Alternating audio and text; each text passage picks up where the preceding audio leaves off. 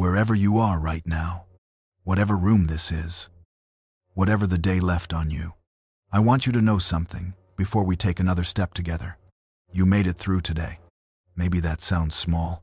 Maybe today was the kind of day where making it through feels like the only thing you accomplished. But I want you to hear it anyway, because I think you have forgotten how heavy the thing you've been carrying actually is. Put it down now. Just for tonight. Whatever it's called. Whatever its shape. Lay it beside you on the floor. You can pick it back up in the morning if you still want it. But for now, let it go. Let your shoulders drop. Let your jaw unclench. Let your breathing find its own slow rhythm without you managing it. There is a story I want to tell you tonight. It is an old story. Older than almost anything. It was written down roughly 2,700 years ago by a man named Isaiah, a prophet who lived in Jerusalem during a time when the world felt like it was shaking apart at the seams. And what he saw, what he wrote, describes a person who came 700 years after him with a precision that history has never been able to explain away. But we will get to all of that. Right now, I want to start at the beginning. Not the beginning of the book. The beginning of the man. Close your eyes if you haven't already. And picture a room full of smoke. Not a dangerous smoke. A thick, slow, holy smoke. The kind that moves like something breathing. The kind that fills every corner and softens every edge until the familiar room you are standing in no longer looks like the room you knew. Isaiah is in the temple in Jerusalem. We don't know exactly what he expected when he walked in that day. What we know is what he did not expect. The room dissolves, and above him, high and lifted up, filling every inch of the space above the familiar temple walls, is a throne, and on the throne, a presence so vast and so luminous, and so entirely other than anything Isaiah has ever encountered, that for a moment he cannot even process what he is seeing. Around the throne are creatures of fire. Ancient texts call them seraphim, the burning ones, 6 wings each. They cover their own faces. They cover their own feet, and with the remaining wings they fly, calling to one another in voices that shake the foundations of the building. Holy, holy, holy. The threefold repetition of that word, in ancient Hebrew, is the highest possible way of saying something completely, absolutely, without qualification or exception. Not just holy, not very holy, holy beyond the reach of any measurement that holiness has available to it. And the whole earth is full of his glory. The doorposts shake. The room fills with smoke. And Isaiah does something that most of us would do, though most of us would never say so. He falls apart, not gracefully, not reverently. He falls apart the way a person falls apart when they suddenly see clearly, when the comfortable distance they have been keeping between themselves and the full weight of reality collapses in a single moment. And everything they have been managing carefully is just there. Visible. Undeniable. Woe is me, he says. The Hebrew word is closer to a cry of grief than an exclamation. It is the sound you make when you know it is over. When you have seen something that makes it impossible to go on pretending. I am a man of unclean lips, and I live among a people of unclean lips, and my eyes have just seen the King, the Lord of hosts, somewhere tonight. There is a woman who hasn't slept well in months. She is lying in the dark right now, running the reel of everything she got wrong today. The thing she said that came out worse than she meant it. The thing she didn't say that she should have. The small private failures that nobody saw. The ones that don't make the list of things people confess out loud. Just the ordinary daily failing of a person trying to hold too many things at once. She thinks that what she is, the complicated, unfinished, sometimes failing person she actually is, disqualifies her from something. From peace. Maybe. From being held. From the kind of rest that isn't just unconsciousness. She is wrong. But let me show you why, through what happens next in that smoky room. One of the burning ones flies from the altar. In its hands, held carefully with tongs, is a live coal taken from the fire. and it flies. These ancient, enormous, face-covering creatures of fire flies directly to Isaiah, and it touches the coal to his lips. Behold, this has touched your lips. Your guilt is taken away. Your sin is atoned for. The fire does not consume him. The fire that should, by every right, destroy the person standing in unclean lips before the holiness that shook the doorposts, cleanses instead. Something else takes the burning. Something else stands between Isaiah and what his own honesty told him he deserved. And what remains after the coal, what Isaiah is left with, is not ash, not damage, not a diminished version of himself. He is clean. And then, before he has had a moment to process what just happened to him, before he has organized the experience into something manageable, God speaks, not to condemn, not to assign a penance, not to outline the conditions under which Isaiah might eventually qualify for reinstatement. He asks a question: whom shall I send? And who will go for us? And Isaiah, this man who moments ago was declaring himself finished, undone, as good as dead, speaks, "Here I am, send me." Not because he suddenly feels qualified, not because the crisis of his inadequacy has been resolved, because something was done to him that he could not do for himself. His guilt was taken away. His sin was atoned for. And out of that unearned cleansing came an unearned courage. Here I am, 700 years later. The logic of that coal, the fire that purifies instead of consuming, the burning that falls somewhere else so the person can be made clean, will be made fully visible on a hill outside Jerusalem. But Isaiah didn't live to see that. He just saw the coal. He just felt the fire. He just heard the question and found, to his own surprise, that the answer was already in his mouth. Here I am, tonight. You don't have to be impressive. You don't have to arrive at this moment with the right words, or the right feelings, or a sufficient degree of spiritual preparation. You don't have to be cleaned up before you come. Isaiah wasn't. He was standing in a cloud of holy smoke, with his inadequacy fully visible. And the coal came to him before he asked for it. The fire has not gone cold. The same cleansing that touched a prophet's lips in a Jerusalem temple is still available, still reaching, still moving toward the person who knows they are unclean and is honest enough to say so. You can put the reel down now. You can stop running the list of today's failures, because something was done, long before today, that covers the list, not to excuse it, not to pretend it isn't there, but to take it somewhere you don't have to keep carrying it. Let the smoke settle around you. You are in the presence of the same God who filled that temple. The throne is still real. The seraphim are still calling to one another in voices that shake foundations. And the coal that touched Isaiah's lips has not grown cold. You are held tonight, not because you are qualified, because the fire already fell somewhere else. And you are clean, and you can sleep. Let your breathing slow now. Let the smoke of that ancient room drift gently through whatever room you are in.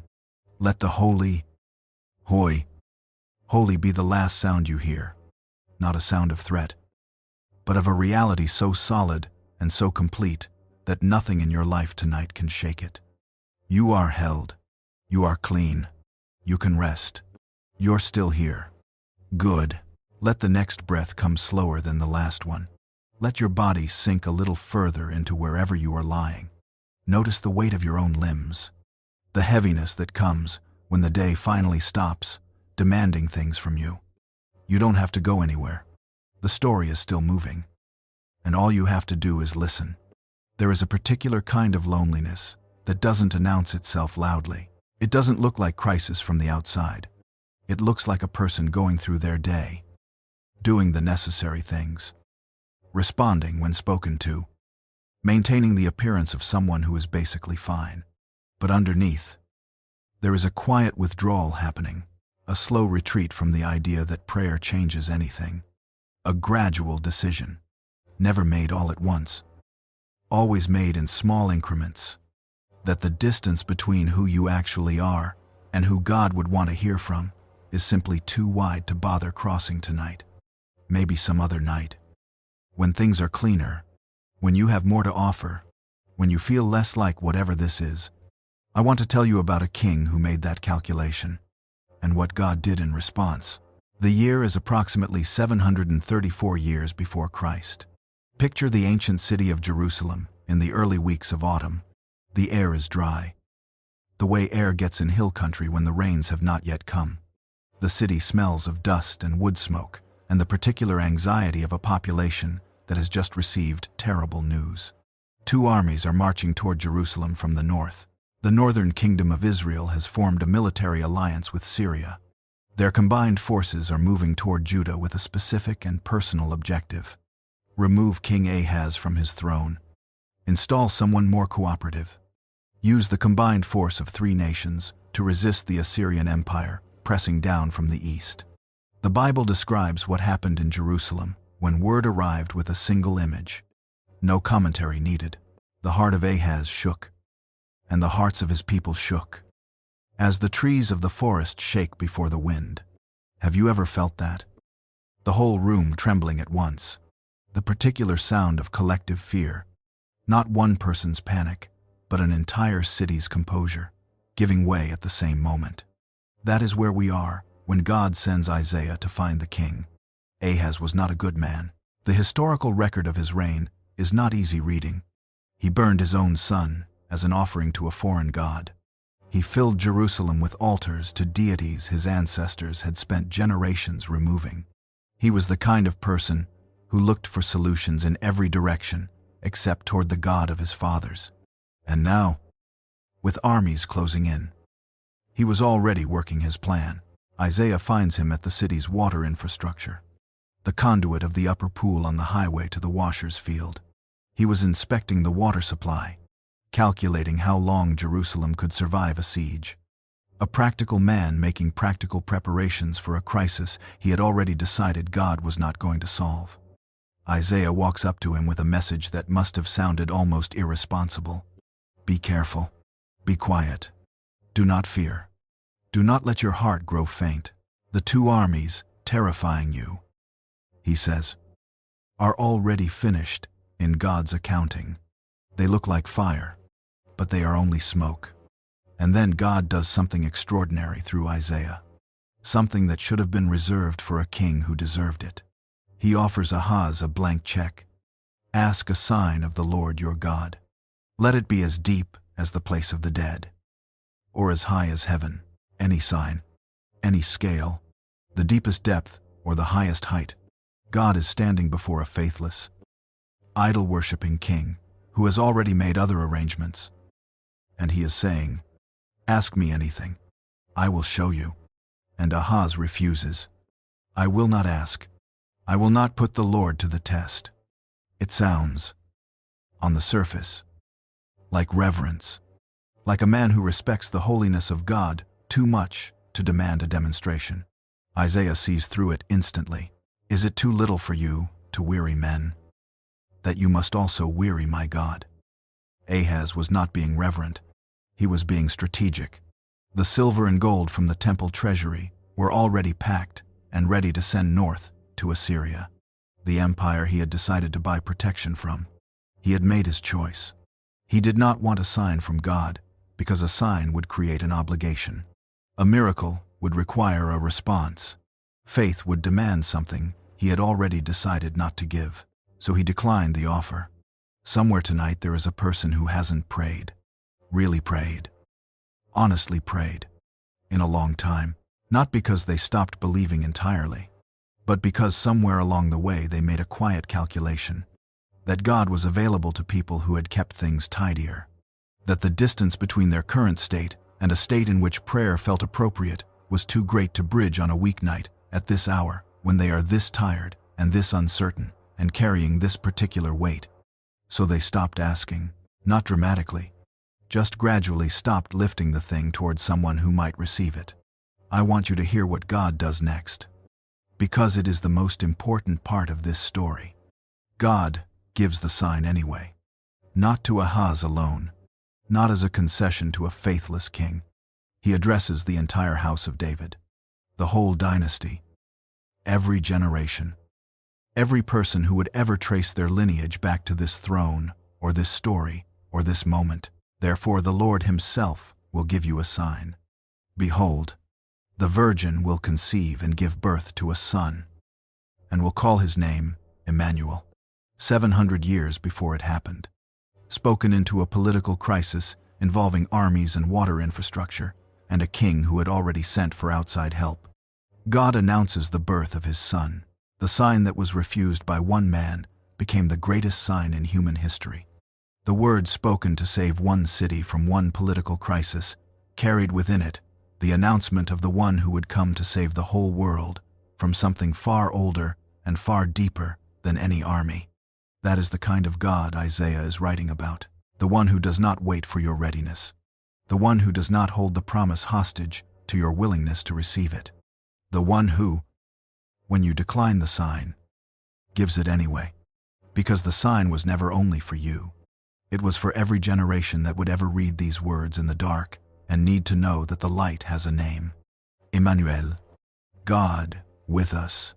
Let me sit with those 3 words for a moment, because I think they are the most important 3 words in this entire book. And it's not God watching us, not God aware of us from a suitable distance, not God available to us under the right conditions. With us, in the room, present in this specific dark, not managing events from a position of unmoved sovereignty, but actually here, inside the thing, inside the night, inside the particular weight of this particular hour. The sign was given to a king who didn't want it. In a year of military crisis, at a water inspection site, in a city full of the sound of collective fear, and it still stands. It was never withdrawn. There is something else in the chapters that follow this moment that I want to give you before we close this part of the story. Because Isaiah doesn't stop at the announcement. He keeps going. He follows the thread forward, and what he sees next comes out in a rush of names that the ancient world had no category for. He sees the child growing. He sees the child's kingdom, and he writes 4 titles for this coming one that do not belong together in any ordinary grammar of human kingship. Wonderful Counselor. The Hebrew word for wonderful here is the word used for the miracles of the Exodus. Not simply wise advice, but counsel that operates in the dimension of the miraculous, guidance that moves in ways ordinary wisdom cannot reach. Mighty God, not a mighty leader, not a mighty warrior among men. The specific Hebrew phrase used for God himself, Isaiah is saying plainly, before the theology has language for it, that this child will be in some sense that history will have to unfold. God, everlasting Father, not another king in a dynasty, not another entry in a genealogy, the Father of eternity itself, the source and sustainer of time, Prince of Peace. And the Hebrew word there is shalom, which means so much more than the quiet you feel when a conflict is temporarily paused. It means wholeness, completeness, the restoration of everything in creation that has been broken since the beginning, not a negotiated truce. The healing of the original fracture. 4 titles, spoken over a child not yet born, addressed to a king who had already declined to listen. Given anyway, tonight. If you have been in the slow withdrawal, if prayer has felt too far away, and the distance between where you are and where you think you need to be has felt too wide, hear this. The sign was not given to the deserving. It was given to the house of David, which included a faithless king who had already packed the treasury to buy help elsewhere. It was given into the middle of fear and noise and practical arrangements that had nothing to do with faith. It was given because the God who gives it does not require your receptivity to make his promises real. Emmanuel, God with us. That includes the person who stopped asking. That includes the one who decided the distance was too great. That includes whoever is lying in this dark tonight, carrying the quiet weight of a slow withdrawal they never meant to make permanent. The sign stands. It was never withdrawn, and the God who announced it before the armies even arrived is the same God who is present in whatever is closing in on you tonight. He is already in the room. He was there before you closed your eyes. He will be there when you open them. Let that be enough for now. Let the 4 names settle over you like something warm and solid and real. Wonderful Counselor, let him carry the things you have been trying to think your way through. Mighty God, let that strength be the one holding you tonight, not your own. Everlasting Father, you are not an orphan in this dark. Prince of Peace, the Shalom, the deep, structural, all the way down Shalom, was always meant for you. Your breathing is slower now. The armies outside the walls of your own life are smoke, not fire. The sign has been given. Sleep now. Emmanuel has not left the room. He was never going to. Let the silence settle a little more. Don't reach for anything right now. Don't check anything. Don't solve anything. Just let the next few breaths come and go without you managing them. You are safe here. The story is still moving. Gently. And all you have to do is stay with it. There is a particular kind of fear that doesn't announce itself as fear. It disguises itself as practicality, as realism, as the responsible adult assessment of a situation that is genuinely large and genuinely beyond your control. It sits in the chest not as panic but as a low, persistent pressure. The feeling that the thing you are facing is simply bigger than anything available to you. And the mind, being practical, begins to run the numbers. Who could help? What could be done? Which direction offers the best odds? The mental spreadsheet of a person trying to find a way through something by sheer force of careful thinking. Isaiah knew that feeling well. He spent his entire ministry watching the people around him run those numbers, watching them calculate alliances and stockpile resources and inspect water systems and make very sensible arrangements that left God entirely out of the equation. Tonight I want to show you the answer Isaiah gave to that kind of fear. Not an argument, a demonstration. After the Emmanuel prophecy, after the 4 names of the coming child, Isaiah's gaze lifts from Jerusalem and begins to move outward.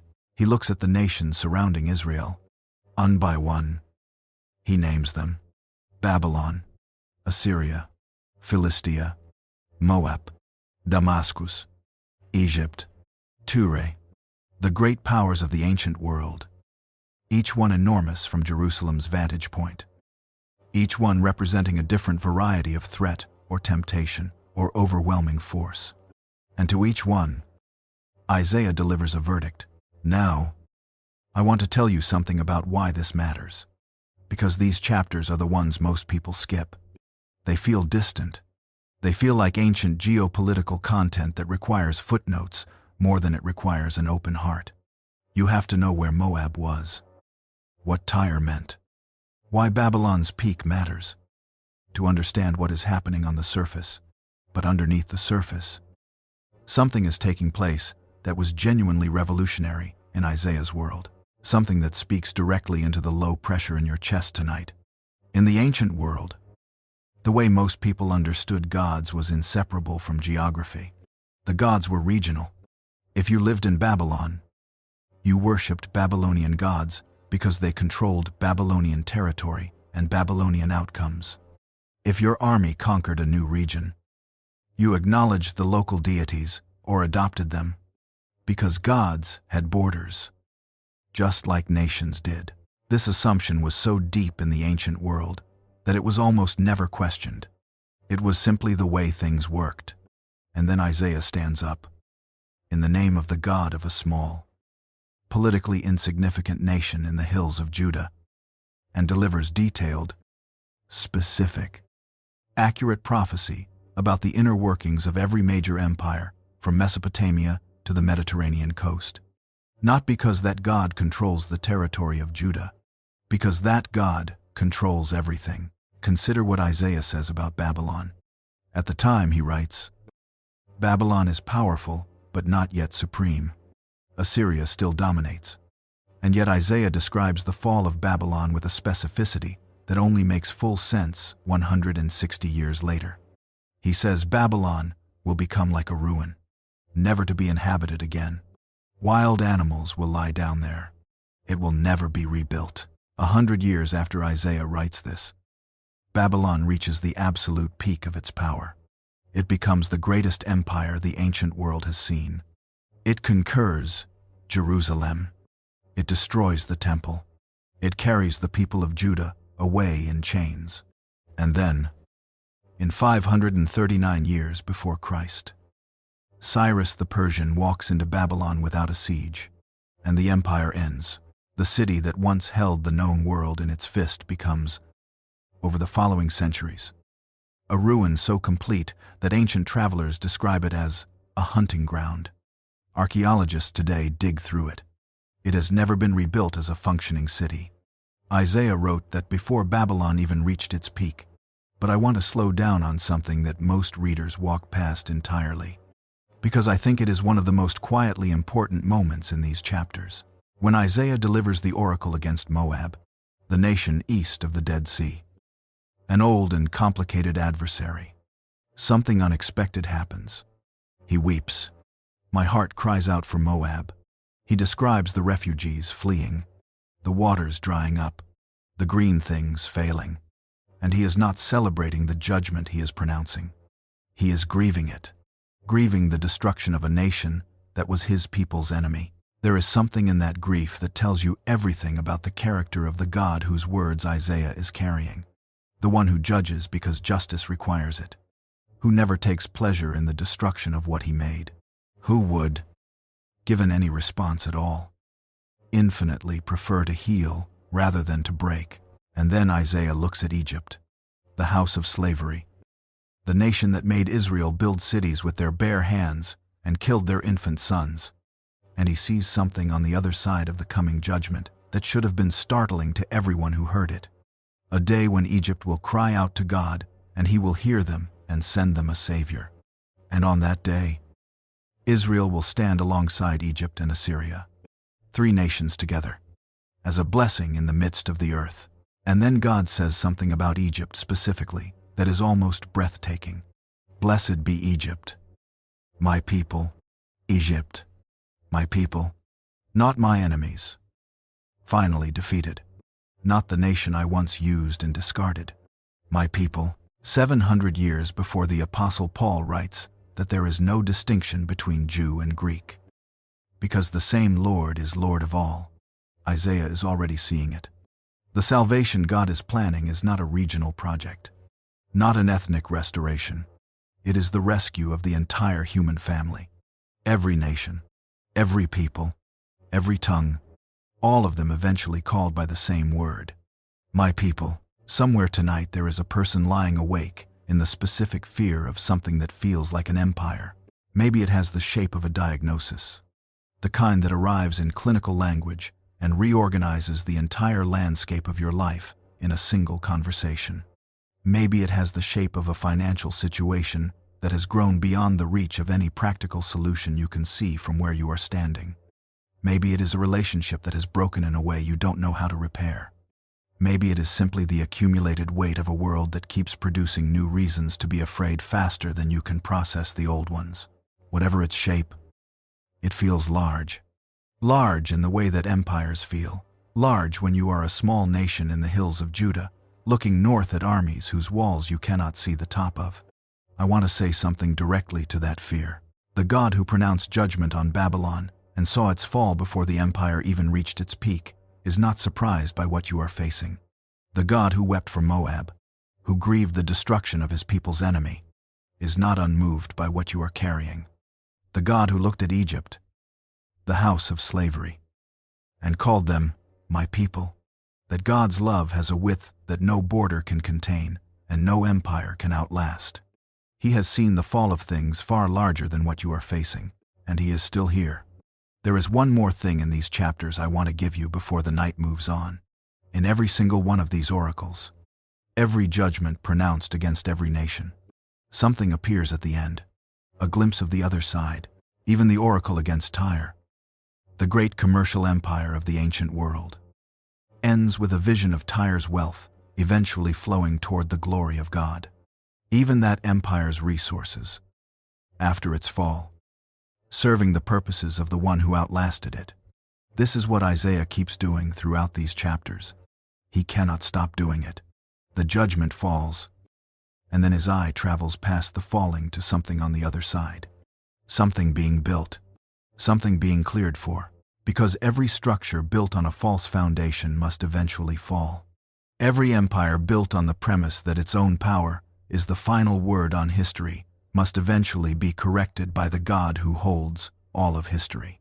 The falling is not the end of the story. The falling is the painful, necessary clearing of the ground for something that can actually last. The nations Isaiah named are gone. Babylon is rubble. Assyria is dust. Moab and Philistia and the great city of Tyre have passed from the earth. The empires that felt permanent and immovable and impossible to outlast have all been outlasted. But the God who pronounced their judgment is still here, still moving, still carrying his purposes forward through every rise and fall of every human power structure that has come and gone since Isaiah wrote these words. Which means something for tonight. Whatever feels like an empire in your life, whatever feels too large and too established and too overwhelming to ever be moved, it is not larger than the God who brought Babylon to rubble with a word. He is not surprised by it. He has seen the fall of things far more permanent looking than this. And on the other side of every falling thing, he is building something that cannot fall. Every valley lifted up, every mountain brought low, the rough places made smooth, a highway being prepared through the exact landscape you are standing in tonight. Even if you cannot see the road yet from where you are, he is the God of all nations. Every nation sleeping tonight under skies they did not make, breathing air they did not manufacture, alive by a grace most of them have not yet recognized. None of it is outside his sight, not one breath of it outside his purpose.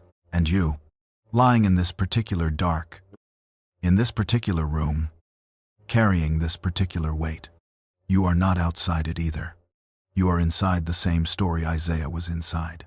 The same God who wept for Moab, who called Egypt my people, who named the fall of Babylon before the empire reached its peak.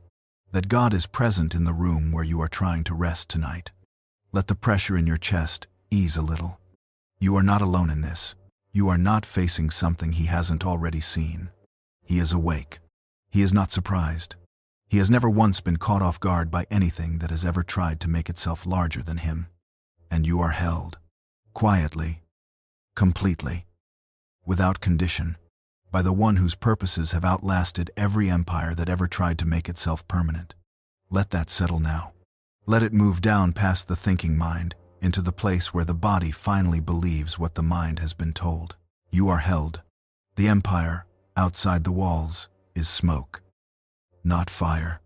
And the God who holds every nation in one hand is holding you in the other. Sleep now.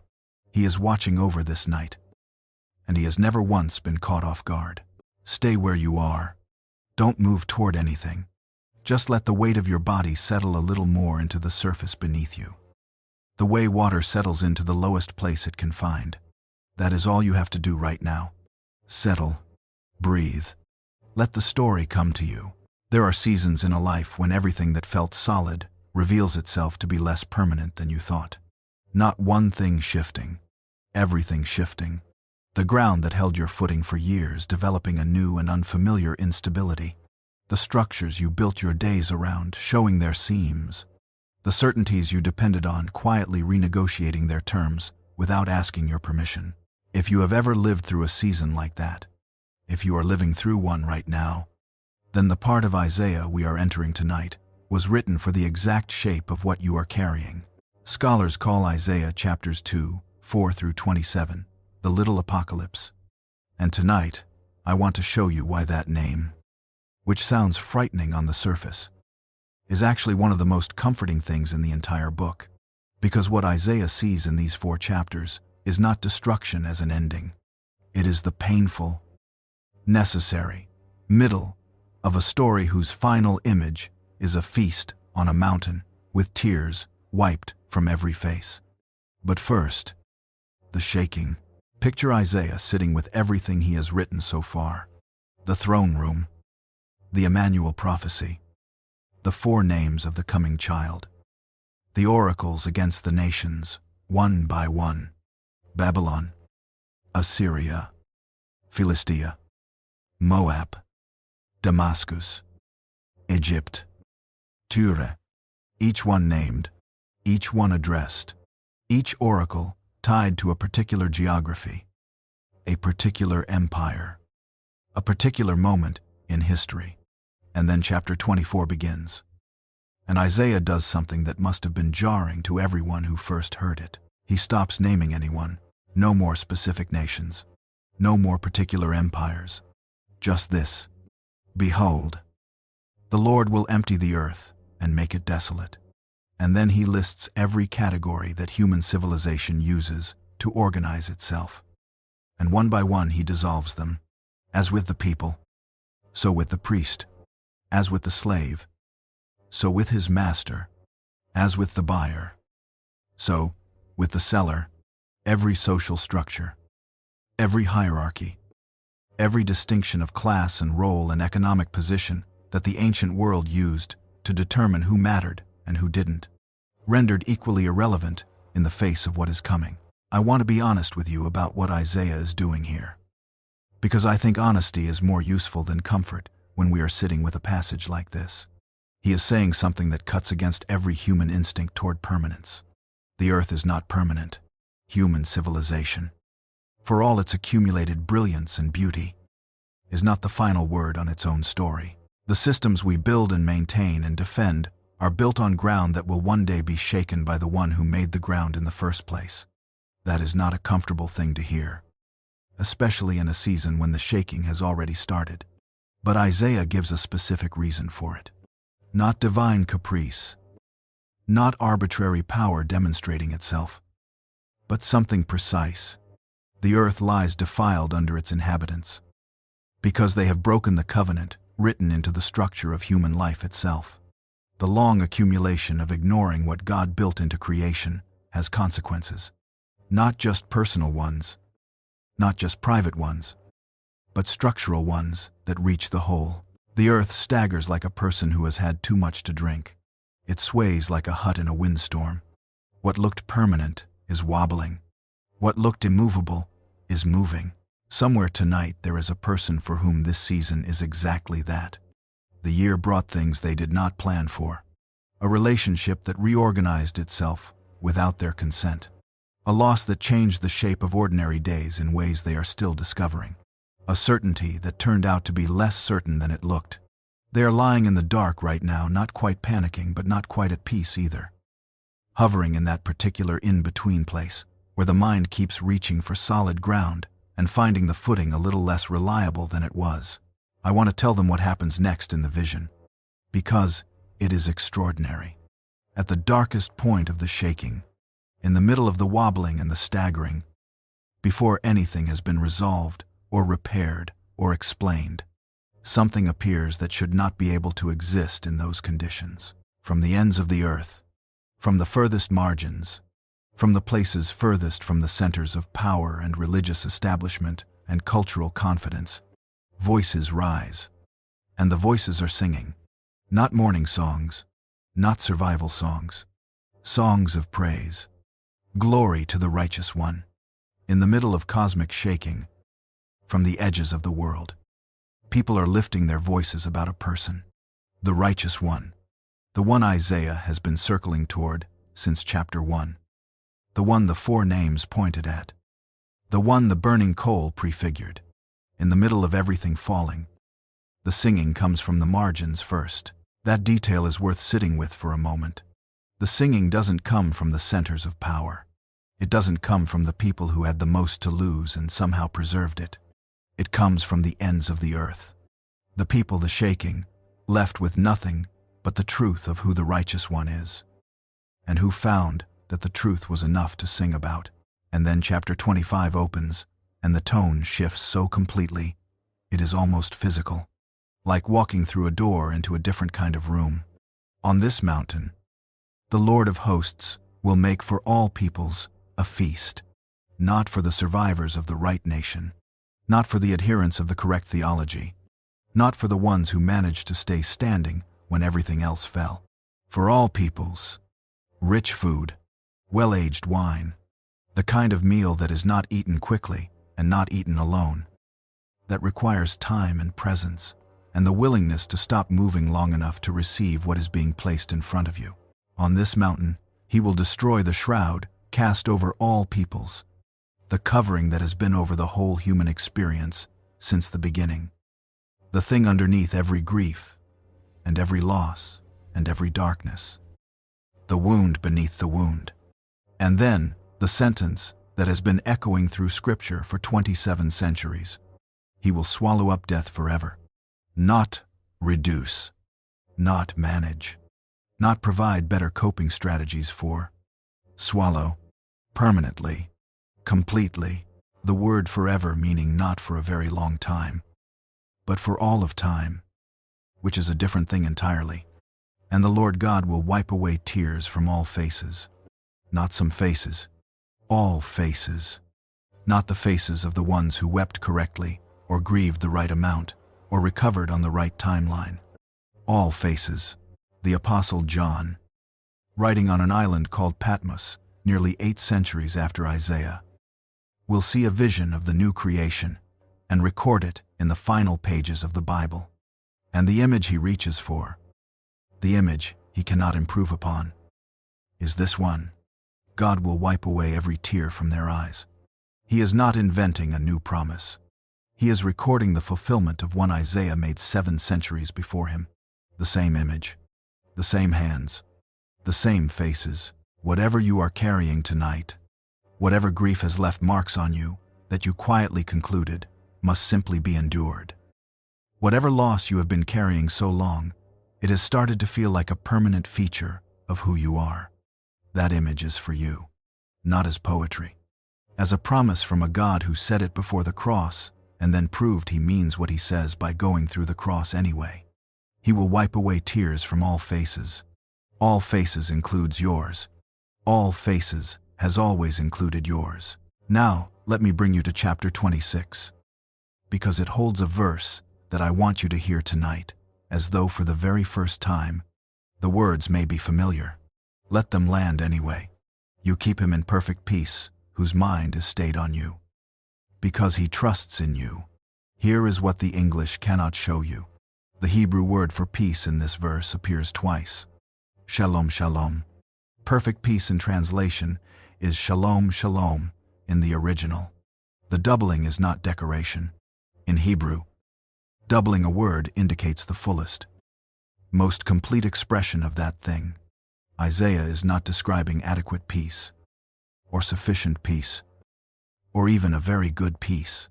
He is describing peace at its absolute maximum. Peace that has no ceiling. Peace squared, and the condition for receiving it is the word stayed, whose mind is stayed on you.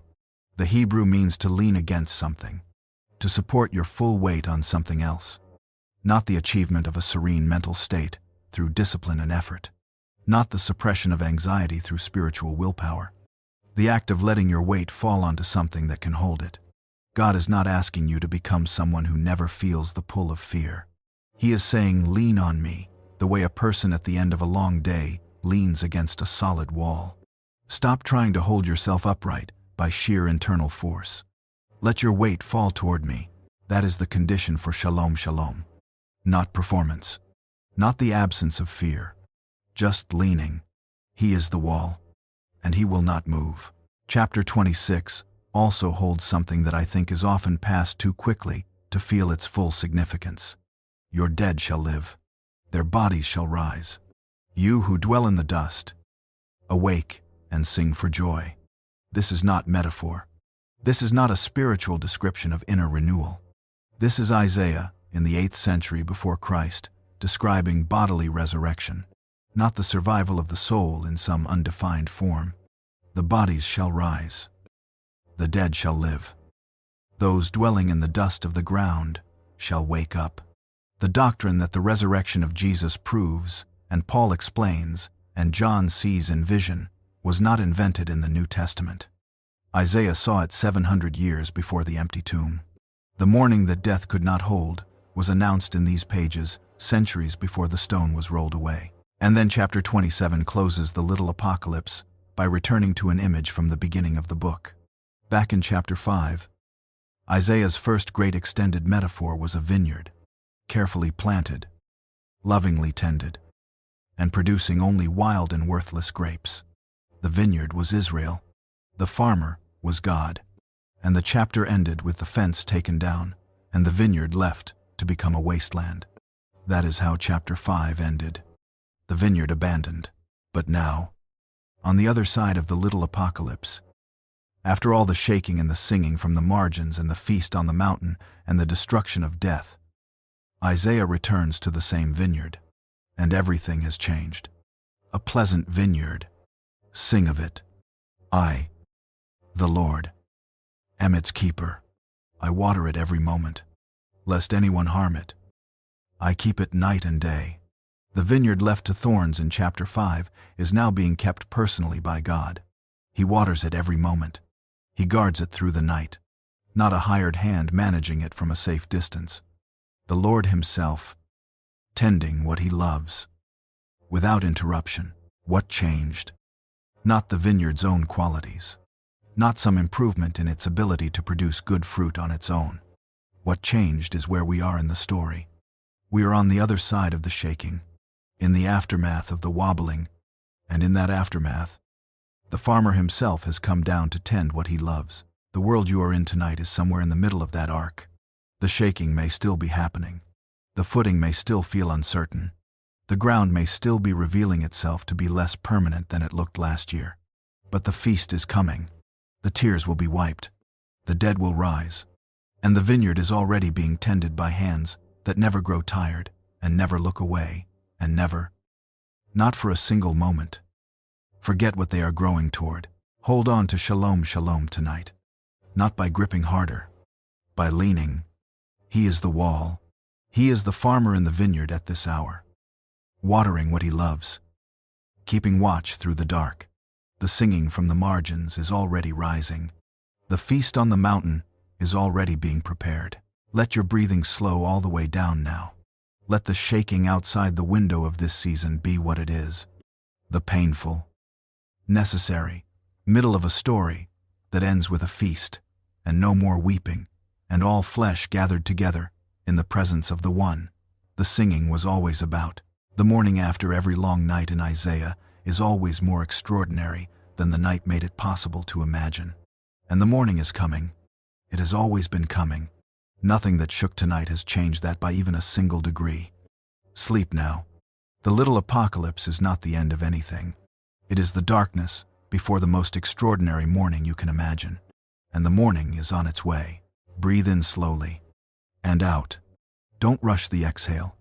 Let it go all the way to the end, until there's nothing left to release.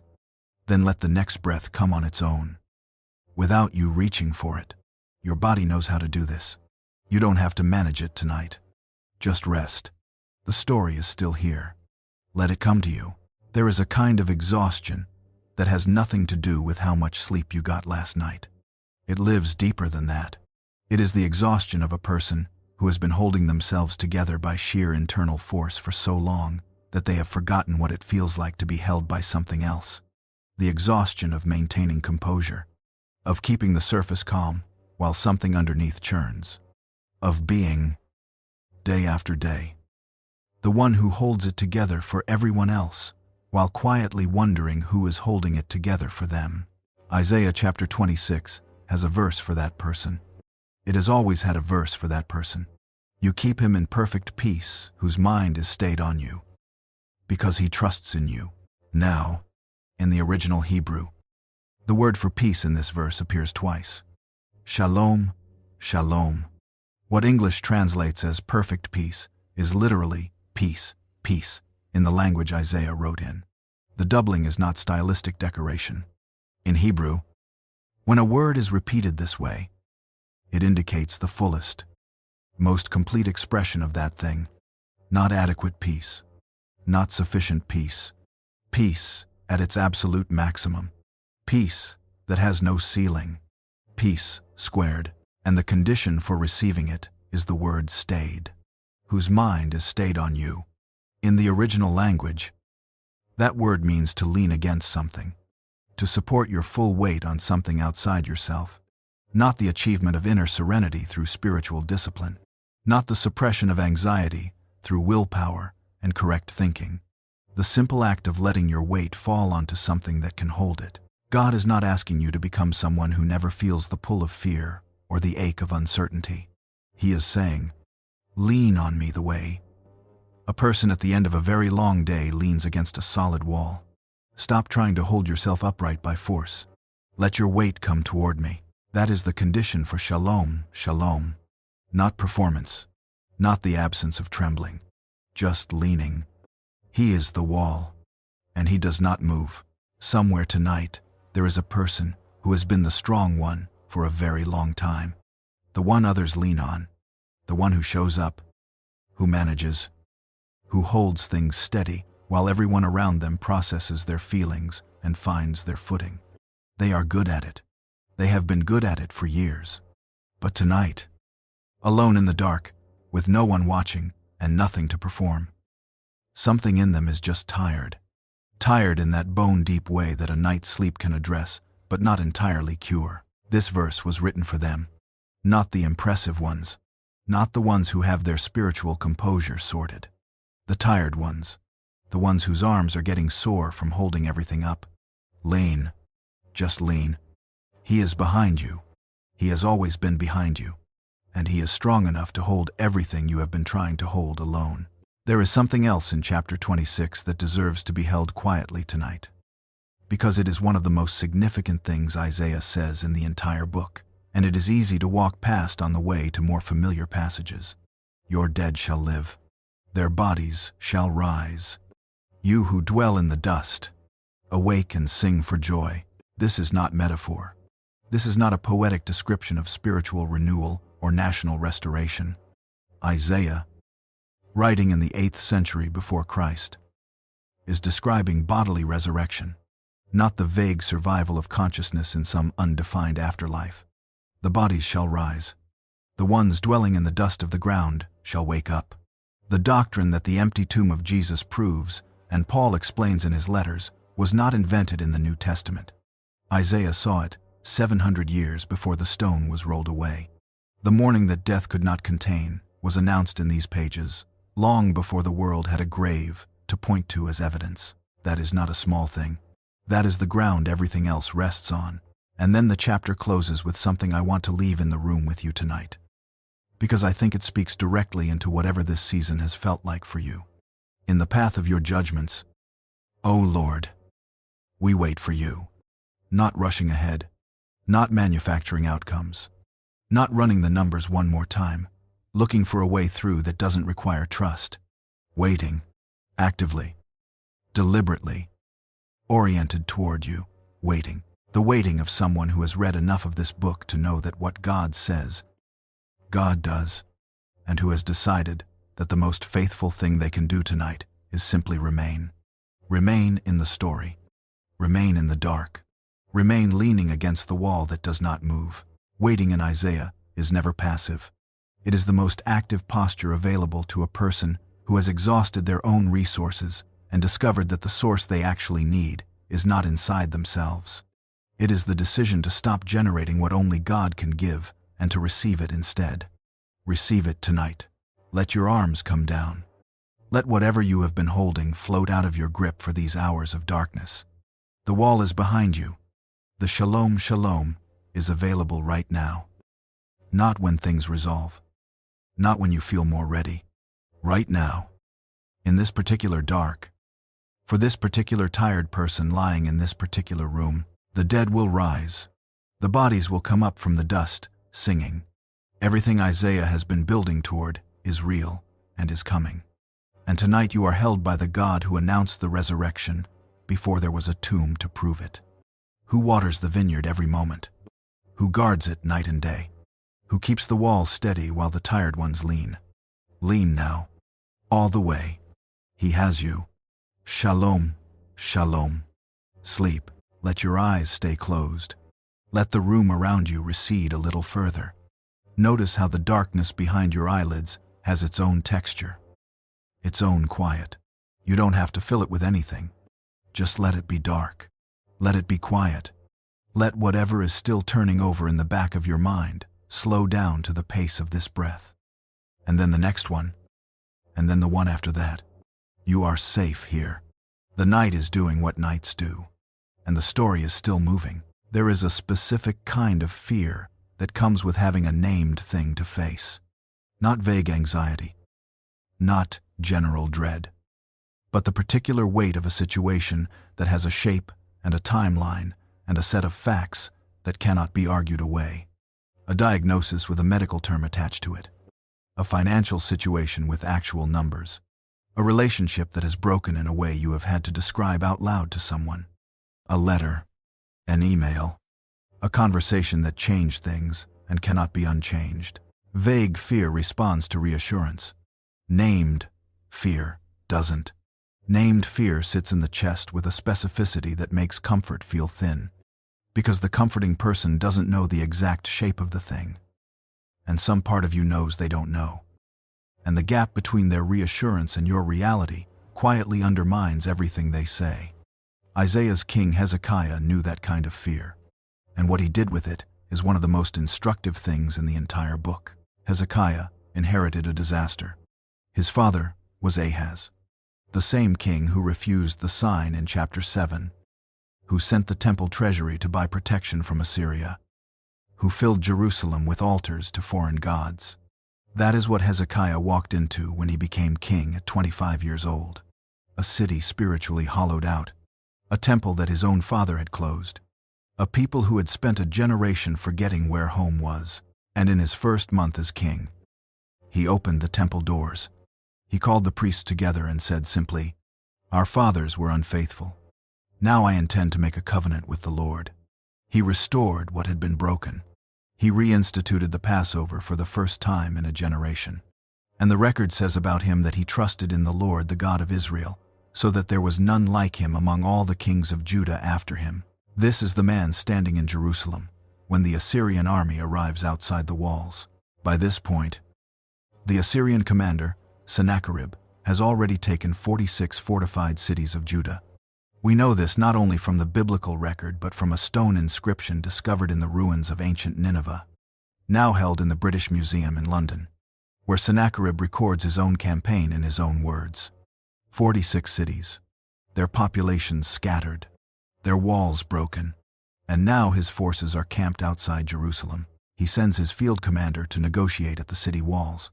And what follows is a masterclass in psychological warfare. The commander doesn't simply threaten. He argues. He tells the people of Jerusalem not to let Hezekiah deceive them with promises that God will deliver them. He points out that no god of any other nation has ever stopped Assyria. He goes over the king's head and speaks directly to the ordinary people on the walls in their own language, offering them survival, comfort, safety, if they will simply come out and surrender. The officials come to Hezekiah with their clothes torn, which is the ancient expression of grief too large for ordinary language. And Hezekiah tears his own clothes and goes to the temple, not to the war council first, not to the military commanders, not to run new numbers on potential alliances. He goes to the temple. Then Sennacherib, who has to leave temporarily to deal with trouble elsewhere in his empire, sends a letter, a written version of everything his commander said at the walls, a specific, named, documented threat, and Hezekiah receives it. He reads it, and then he does something I want you to hold in your mind tonight. He takes the letter into the temple and spreads it before the Lord. He lays it on the floor of that sacred space. He unfolds it. He places it open before God, not a summary, not a prayer that references the situation in general terms. The actual letter, the specific words of the specific threat, and his prayer over it begins not with the crisis but with who God is. O Lord of hosts, God of Israel, enthroned above the cherubim, you are the God, you alone, of all the kingdoms of the earth. You have made heaven and earth. Before the problem, before the request, who God is, then he describes the reality plainly, without minimizing it. It is true, O Lord, that the kings of Assyria have laid waste all the nations and their lands. He does not dress the threat in faith language to make it sound better than it looks. It is true. Yes, the threat is real. The enemy is powerful. The situation is exactly as bad as it appears. And then, so now, O Lord our God, save us, not primarily for our own comfort, so that the watching world may know that you alone are the Lord. The prayer has moved past self-preservation into something larger than himself. That is what prayer looks like when it has grown up. God's response through Isaiah comes that same night. 185,000 soldiers in the Assyrian camp, gone before morning. The army that had consumed 46 cities of Judah, broken outside the walls of Jerusalem in the dark. Sennacherib returned to Nineveh and was killed by his own sons while worshiping in the temple of his God. Jerusalem was untouched. But here is what I want you to stay with. Not the miracle itself, the posture that preceded it. Hezekiah did not bring a polished prayer. He did not arrive at the temple with his fear processed into something presentable. He brought the actual letter, the specific document, the named and dated and signed evidence of exactly what he was facing. He spread it before God the way you might spread a map before someone who knows the territory. Not to inform them of something they didn't know, but to say, you see this? This is real. This is what I am looking at. What are you going to do with it? That is the prayer. That is the whole prayer. Somewhere tonight there is a person holding something specific. Not a vague unease, but an actual thing. A letter. A number. A memory of a conversation. A medical word they have been turning over since the appointment. They have not brought it to God because they are not sure how. Because the gap between the enormity of it and the smallness of their faith right now feels too wide to bridge. Because they are not sure the prayer will sound right. It doesn't have to sound right. Hezekiah's prayer didn't begin with eloquence. It began with the letter on the floor and the honest acknowledgement of who God is and what the situation actually looks like. You are allowed to bring the actual thing, not a sanitized version, not the spiritually processed summary. The actual letter, the actual number, the actual word the doctor used. Lay it down. Spread it before him. Sigh. You see this? This is what I am looking at. And then let him be the one who moves. He moved for Hezekiah before morning. He has not changed since then. There is one more moment in this chapter I want to give you before we rest. Because the story doesn't end with the miracle. After the deliverance, Hezekiah becomes ill. Mortally ill. Isaiah comes to him with a message that has no ambiguity. Set your house in order. You will not recover.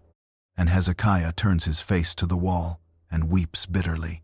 The man who trusted God with a national crisis has to trust him with something even more personal. His own life. His own ending. And God hears. He sends Isaiah back with 15 more years. I love that this is in the book. I love that after the great victory, there is still a wall to turn toward. Still tears. Still, the honest weight of personal mortality, arriving at an inconvenient time. Hezekiah is not diminished by that moment. He is humanized by it. And God moves toward it the same way he moved toward the letter on the floor. With presence. With response. With a word that changes the situation. Whatever you are facing tonight, whether it is the size of an army, or the size of a diagnosis, or the size of something so personal, you have not found words for it yet. You are allowed to spread it before him. You are allowed to turn your face to the wall and weep. You are allowed to bring the actual thing without dressing it up first. He sees it already. He has always seen it.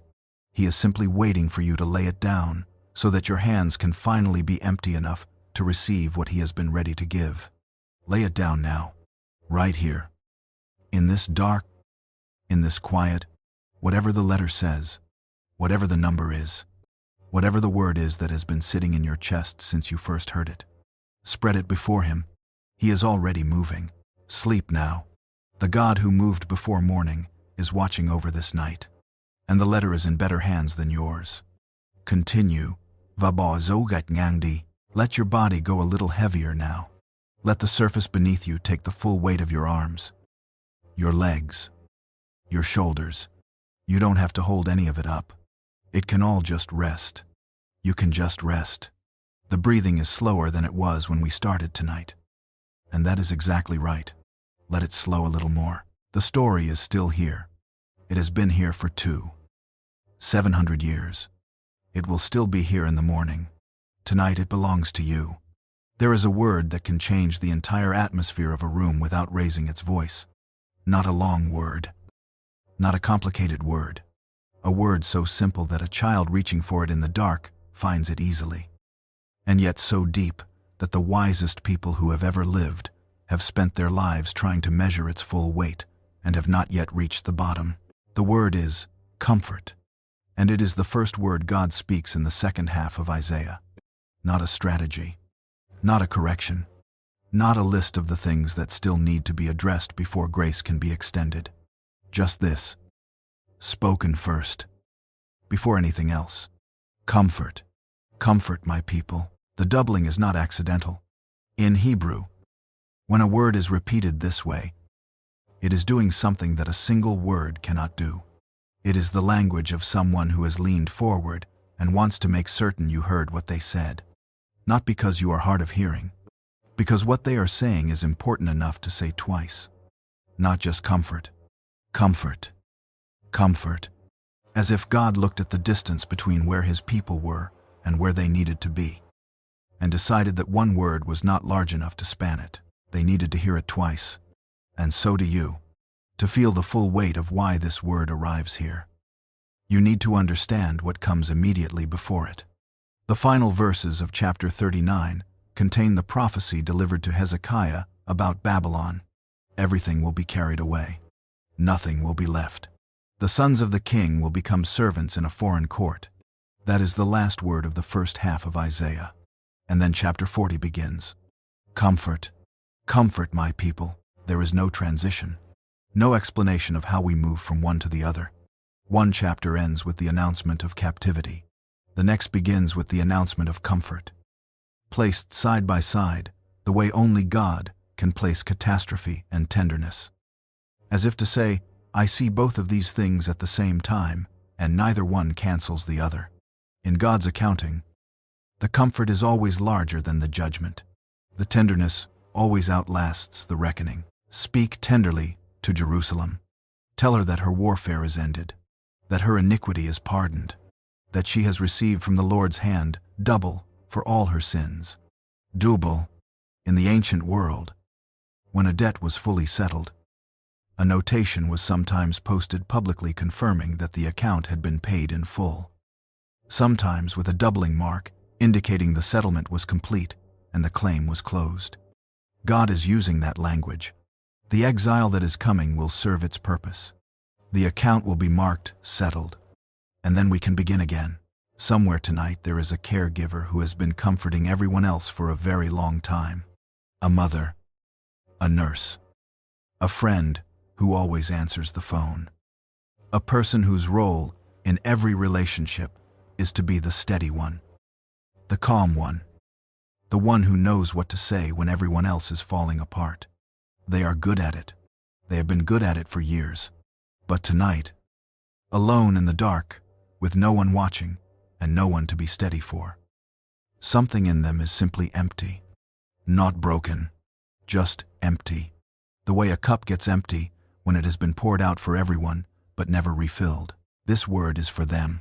Comfort. Comfort. Not spoken to the person who is performing strength. Spoken to the one who is quietly running on nothing.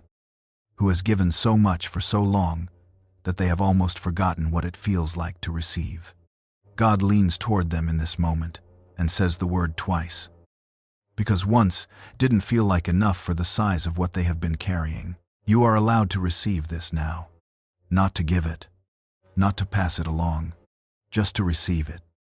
The way the cup receives what is poured into it. Comfort. Comfort. It is for you. Then one of the most famous voices in all of Scripture speaks. And I want you to notice where it speaks from. A voice cries in the wilderness. Not in the temple. Not in the palace. Not in any recognized center of religious authority or cultural influence. In the wilderness. On the margins. In the place where the established structures of religion and governance do not reach, prepare the way of the Lord. Make straight in the desert a highway for our God. 7 centuries before John the Baptist stood at the Jordan River, his entire mission was described. A voice in the wilderness, preparing a way, calling for a road to be built for the arrival of someone. Every valley shall be lifted up, every mountain and hill made low, the uneven ground made level, the rough places plain. In the ancient world, when a great king was preparing to travel through a region, work crews were sent ahead to prepare the road. Valleys filled in, hills graded, obstacles removed, the landscape physically reshaped to accommodate the arrival of royalty. Isaiah is saying that God's arrival requires this kind of preparation. But the landscape being prepared is not geography. It is the human heart. The valleys that need lifting are the places of despair that have sunk over time. The mountains that need bringing down are the places of pride that have made it impossible to receive. The rough ground that needs smoothing is the resistance in us that keeps us from accepting what God has been waiting to give. And then Isaiah asks what may be the most important question in the chapter. All flesh is grass. All its beauty is like the flower of the field. The grass withers. The flower fades. Everything human is being compared to something genuinely beautiful, but temporary. And then, the sentence that has outlasted every empire since it was written. But the word of our God will stand forever. This is not primarily a statement about the durability of a book. It is a statement about the reliability of a promise. In a world where everything fades, where every civilization that has appeared since Isaiah wrote these words has eventually been swallowed by time, there is one thing that has not faded. What God says stands. The comfort spoken in chapter 40 is still standing. The promise doubled and leaned forward is still exactly where it was placed. It has not moved. It has not expired. It has not been quietly withdrawn while no one was looking. And then toward the end of this extraordinary chapter, Isaiah says something that the weary person in every generation has needed to hear. Get you up to a high mountain, O herald of good news. Lift up your voice with strength. Fear not. Say to the cities of Judah, behold your God. And he describes what this God looks like when he finally comes. He will tend his flock like a shepherd. He will gather the lambs in his arms. He will carry them in his bosom and gently lead those that are with young. I want you to feel the distance between that image and the one that precedes it. The God who measures the waters in the hollow of his hand, who marks off the heavens with a span, before whom the nations are like a drop from a bucket, like dust on the scales. That God, the one before whom the seraphim cover their faces, that same God gathers lambs in his arms, carries them close, pressed against his chest. The incomprehensible magnitude and the lamb held close existing in the same sentence, in the same hands, in the same moment. The distance between those two images is the distance at the center of the gospel. The God who is too large for any frame stoops to carry the ones who cannot keep up. That image is for someone listening tonight. You know if it is for you. You have been trying to keep pace with something that moves faster than you are able to move right now. You have been putting one foot in front of the other and telling yourself it is fine, when something in you knows you are almost at the end of what you have. He gathers the lambs in his arms. He carries them close. He gently leads those who are carrying something precious and fragile and cannot move at full speed because of it. He does not ask you to keep up. He carries you until you can. And then the chapter closes with the verse that has carried more exhausted people through more impossible seasons than almost any other words in this book. Those who wait upon the Lord shall renew their strength. They shall mount up with wings like eagles. They shall run and not be weary. They shall walk and not faint. Tonight, you are not required to mount up. You are not required to run. You are only required to wait, to be still, to lean into the shepherd who carries lambs in his arms and who is strong enough to hold everything you have tried to carry alone tonight. Waiting is not passive. Waiting in Isaiah is the active orientation of a person who has decided that the source of their strength is not inside themselves. It is the decision to stop trying to generate what only God can give and to receive it instead. Receive it now. Let your breathing find its slowest, most natural rhythm. Let the word come twice more before you drift. Comfort. Comfort. It was spoken for you. It was doubled because once didn't feel like enough. It is still standing exactly where it was placed. 700 years ago. Waiting for this exact night. This exact dark. This exact tired person lying in this exact room. The grass may wither. The flower may fade. But this word will not. It stands. It has always stood. And it is standing over you right now like something solid and warm and entirely unimpressed by whatever tried to diminish you today. Comfort. Comfort, my people. That means you. Sleep now. The shepherd has you. He has always had you. And his arms do not get tired.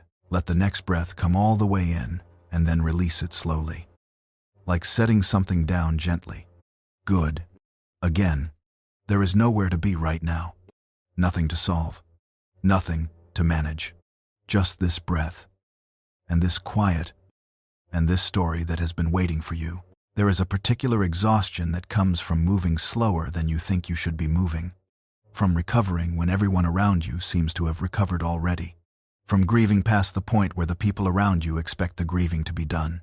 From healing at the pace your body or your heart actually heals rather than the pace you wish it would. There is a quiet shame in that slowness. A sense that you should be further along by now.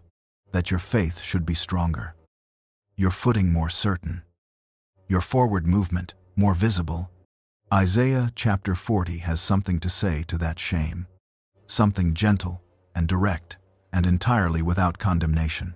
He will tend his flock like a shepherd. He will gather the lambs in his arms. He will carry them in his bosom.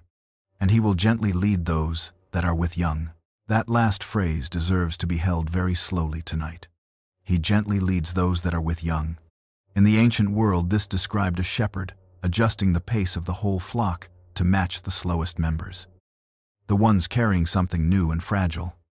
The ones for whom full speed was genuinely not possible right now. Not because they were failing, because they were carrying something that required a different pace. He does not rush them. He leads them gently. He sets the pace according to what they are actually carrying, not according to what the rest of the flock is doing. If you have been moving slowly, if the pace of your healing or your recovery or your return to ordinary life has felt embarrassingly gradual, hear this. He sees what you are carrying. He has already adjusted. He is not ahead of you, sighing and waiting for you to catch up. He is beside you, matching your pace, gently leading. But I want to place that tender image next to the one that precedes it in the same chapter. Because the distance between them is one of the most important distances in the entire book. Who has measured the waters in the hollow of his hand and marked off the heavens with a span?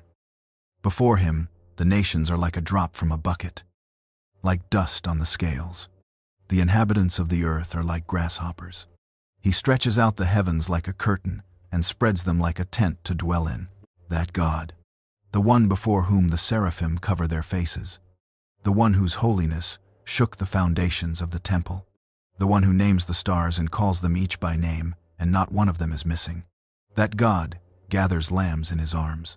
Both descriptions. The same hands. The hand that measures the waters in its hollow is the hand that holds the lamb against his chest. The magnitude and the tenderness are not in tension with each other. The greatness is what makes the gentleness safe. He is strong enough to carry what you cannot carry, and tender enough to want to. Somewhere tonight, there is a person who has been telling themselves they are fine. Not lying exactly.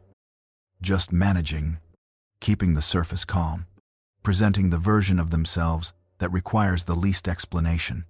But underneath, in the private dark of this hour, something in them is just tired. Tired of the pace. Tired of pretending the pace is sustainable. Tired of being the lamb who keeps up when everything in them wants to stop. You can stop tonight. Right here. He has you. The arms that hold the lamb are not going anywhere. You don't have to keep up to stay in his care. You just have to let him hold you. And then the chapter ends with a promise that has carried more exhausted people through more impossible seasons than almost anything else in this book. Those who wait upon the Lord shall renew their strength. They shall mount up with wings like eagles. They shall run and not be weary. They shall walk and not faint. Tonight, you are not required to mount up. You are not required to run. You are only required to wait, to be still, to lean into the shepherd who carries lambs in his arms, and who is strong enough to hold everything you have tried to carry alone. Waiting in Isaiah is never passive. It is the active decision of a person who has stopped trying to generate what only God can give, and has chosen to receive it instead. Receive it now. Let your body be heavy. Let the arms that have been holding everything finally come down. He has you. He has always had you. And his arms do not get tired. Sleep now. The one who calls each star by name knows yours. And he is holding you tonight, exactly as gently as you need to be held. Let your eyes stay closed. Let the darkness behind them be soft and still. Notice how your breathing has found its own slow rhythm now without you managing it. That is the body beginning to trust the night. Let the mind follow. Just a little further into the quiet. The story is still here. It will carry you the rest of the way. There is a kind of person the world quietly stops investing in, not cruelly, not with intention, just practically. Resources go where results are visible. Attention goes where energy is returned. Time goes toward the ones who seem most likely to produce something with it. And the person who is depleted, who is damaged, who is functioning at a fraction of what they once were, gradually finds themselves on the outside of that calculation. Not rejected outright, just quietly passed over.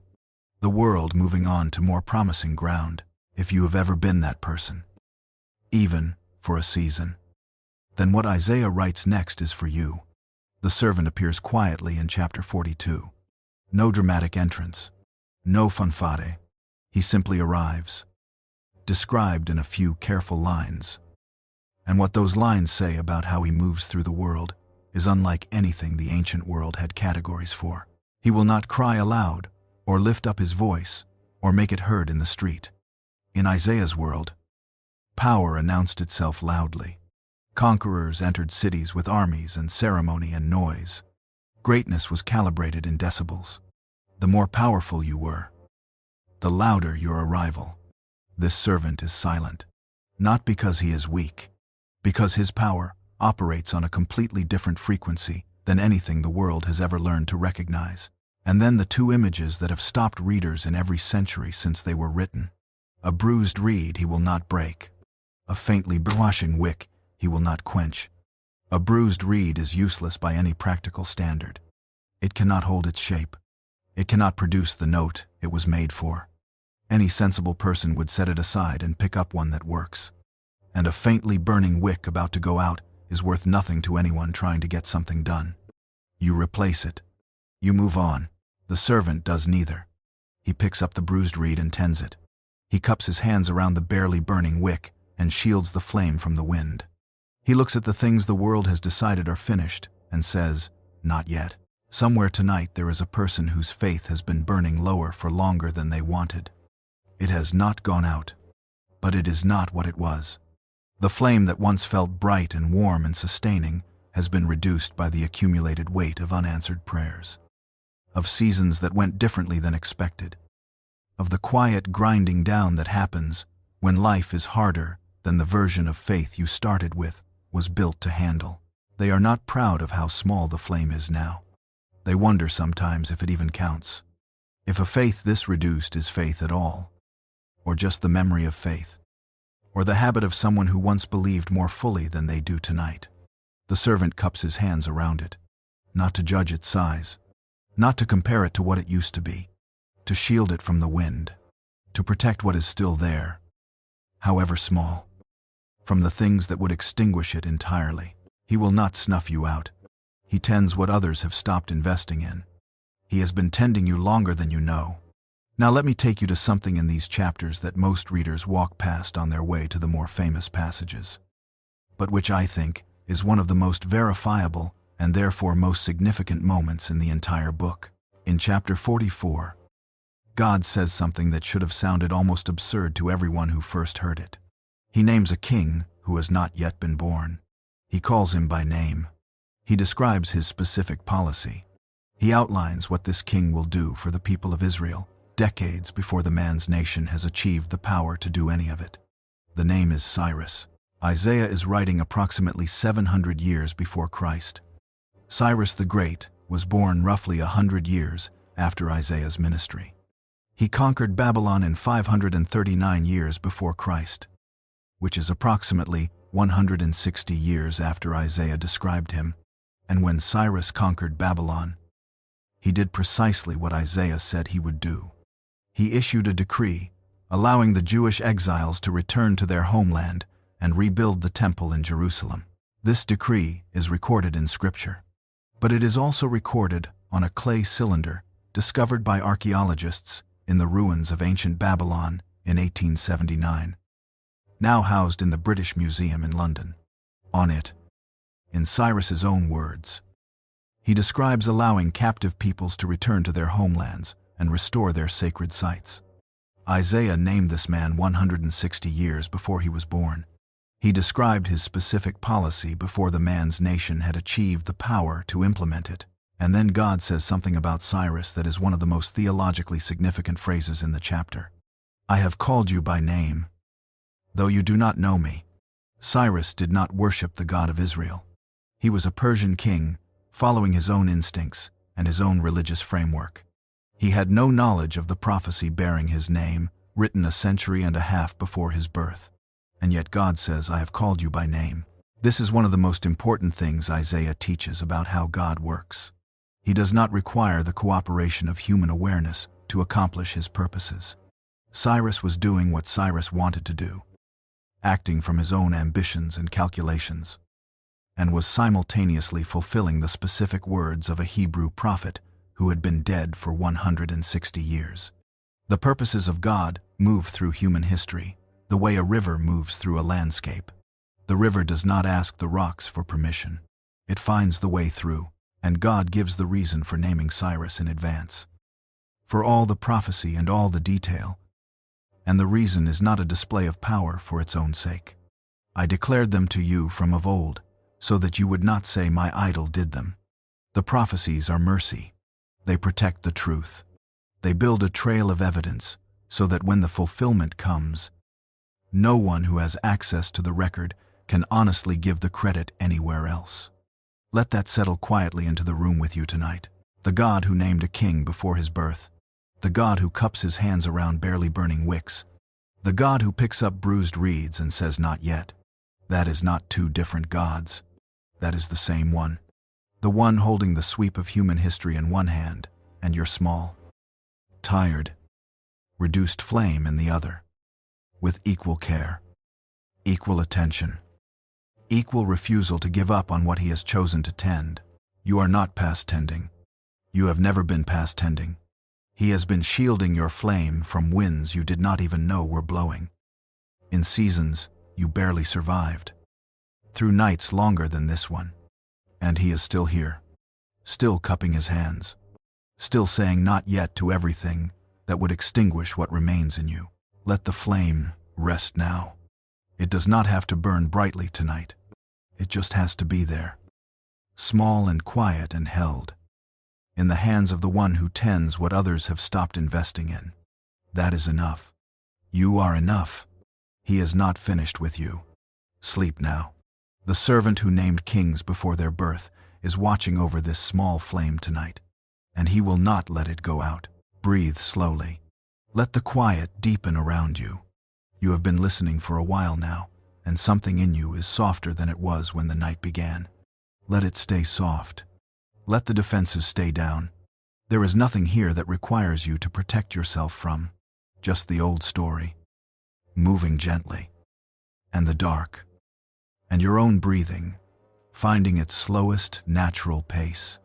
There is a particular weight that comes with regret, not the sharp, immediate regret of a mistake just made, but the older kind, the settled kind, the regret that has been living in the chest for years, that has become so familiar you almost forget it is there until a quiet moment like this one brings it back. The road not taken. The choice that seemed reasonable at the time and revealed its cost slowly. Over years. In ways you are still discovering. The version of your life that might have existed if you had listened differently. Chosen differently. Trusted differently. That kind of regret is very quiet.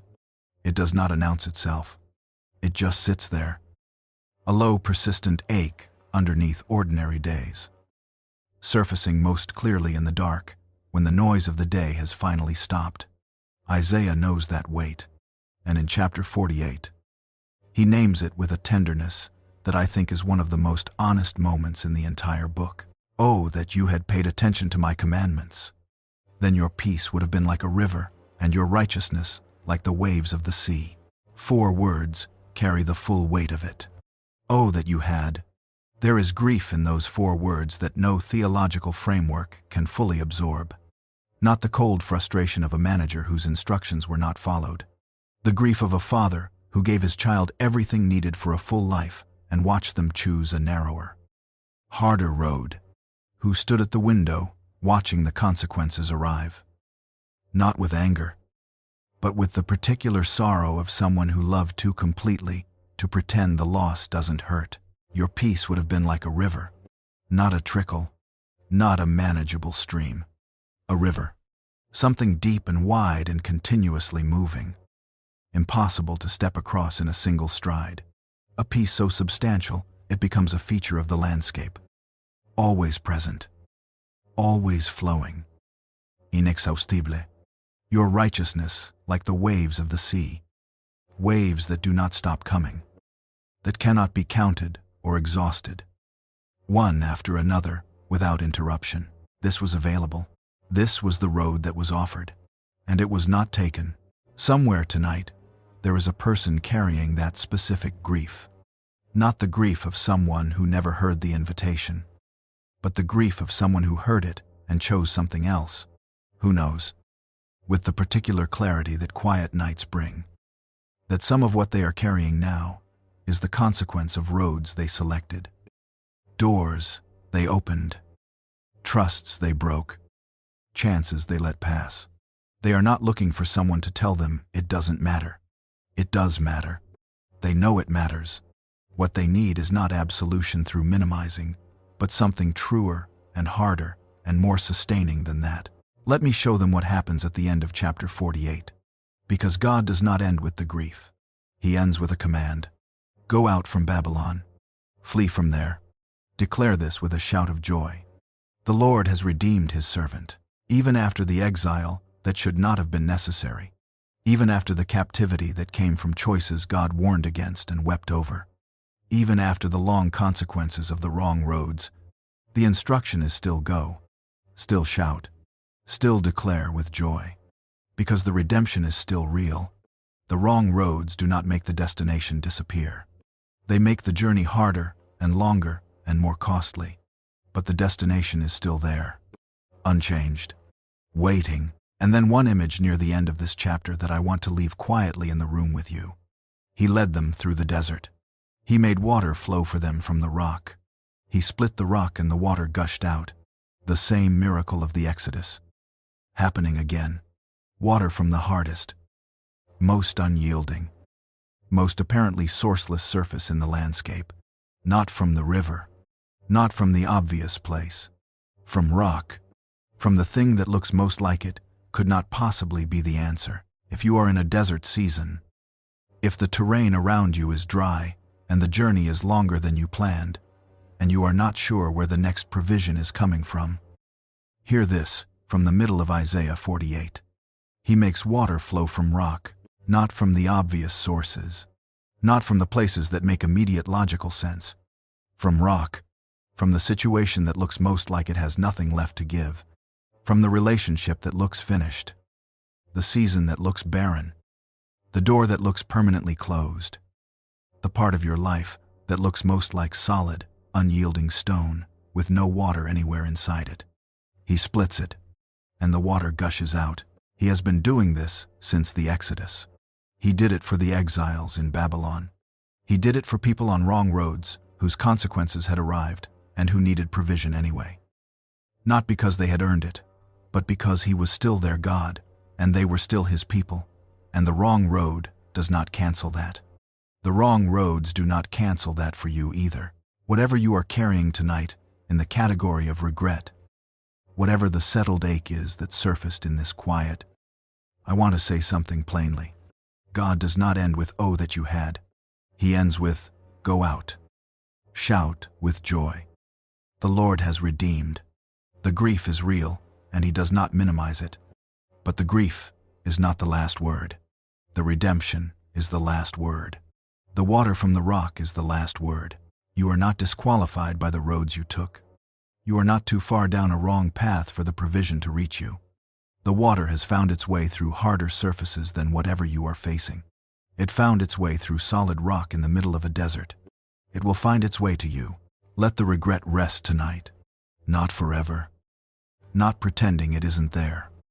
Just for these hours of darkness. Let it sit quietly beside you without demanding your full attention. Because the God who splits rock to give his people what they need is present in this room right now, and he is not looking at your worst choices. He is looking at you.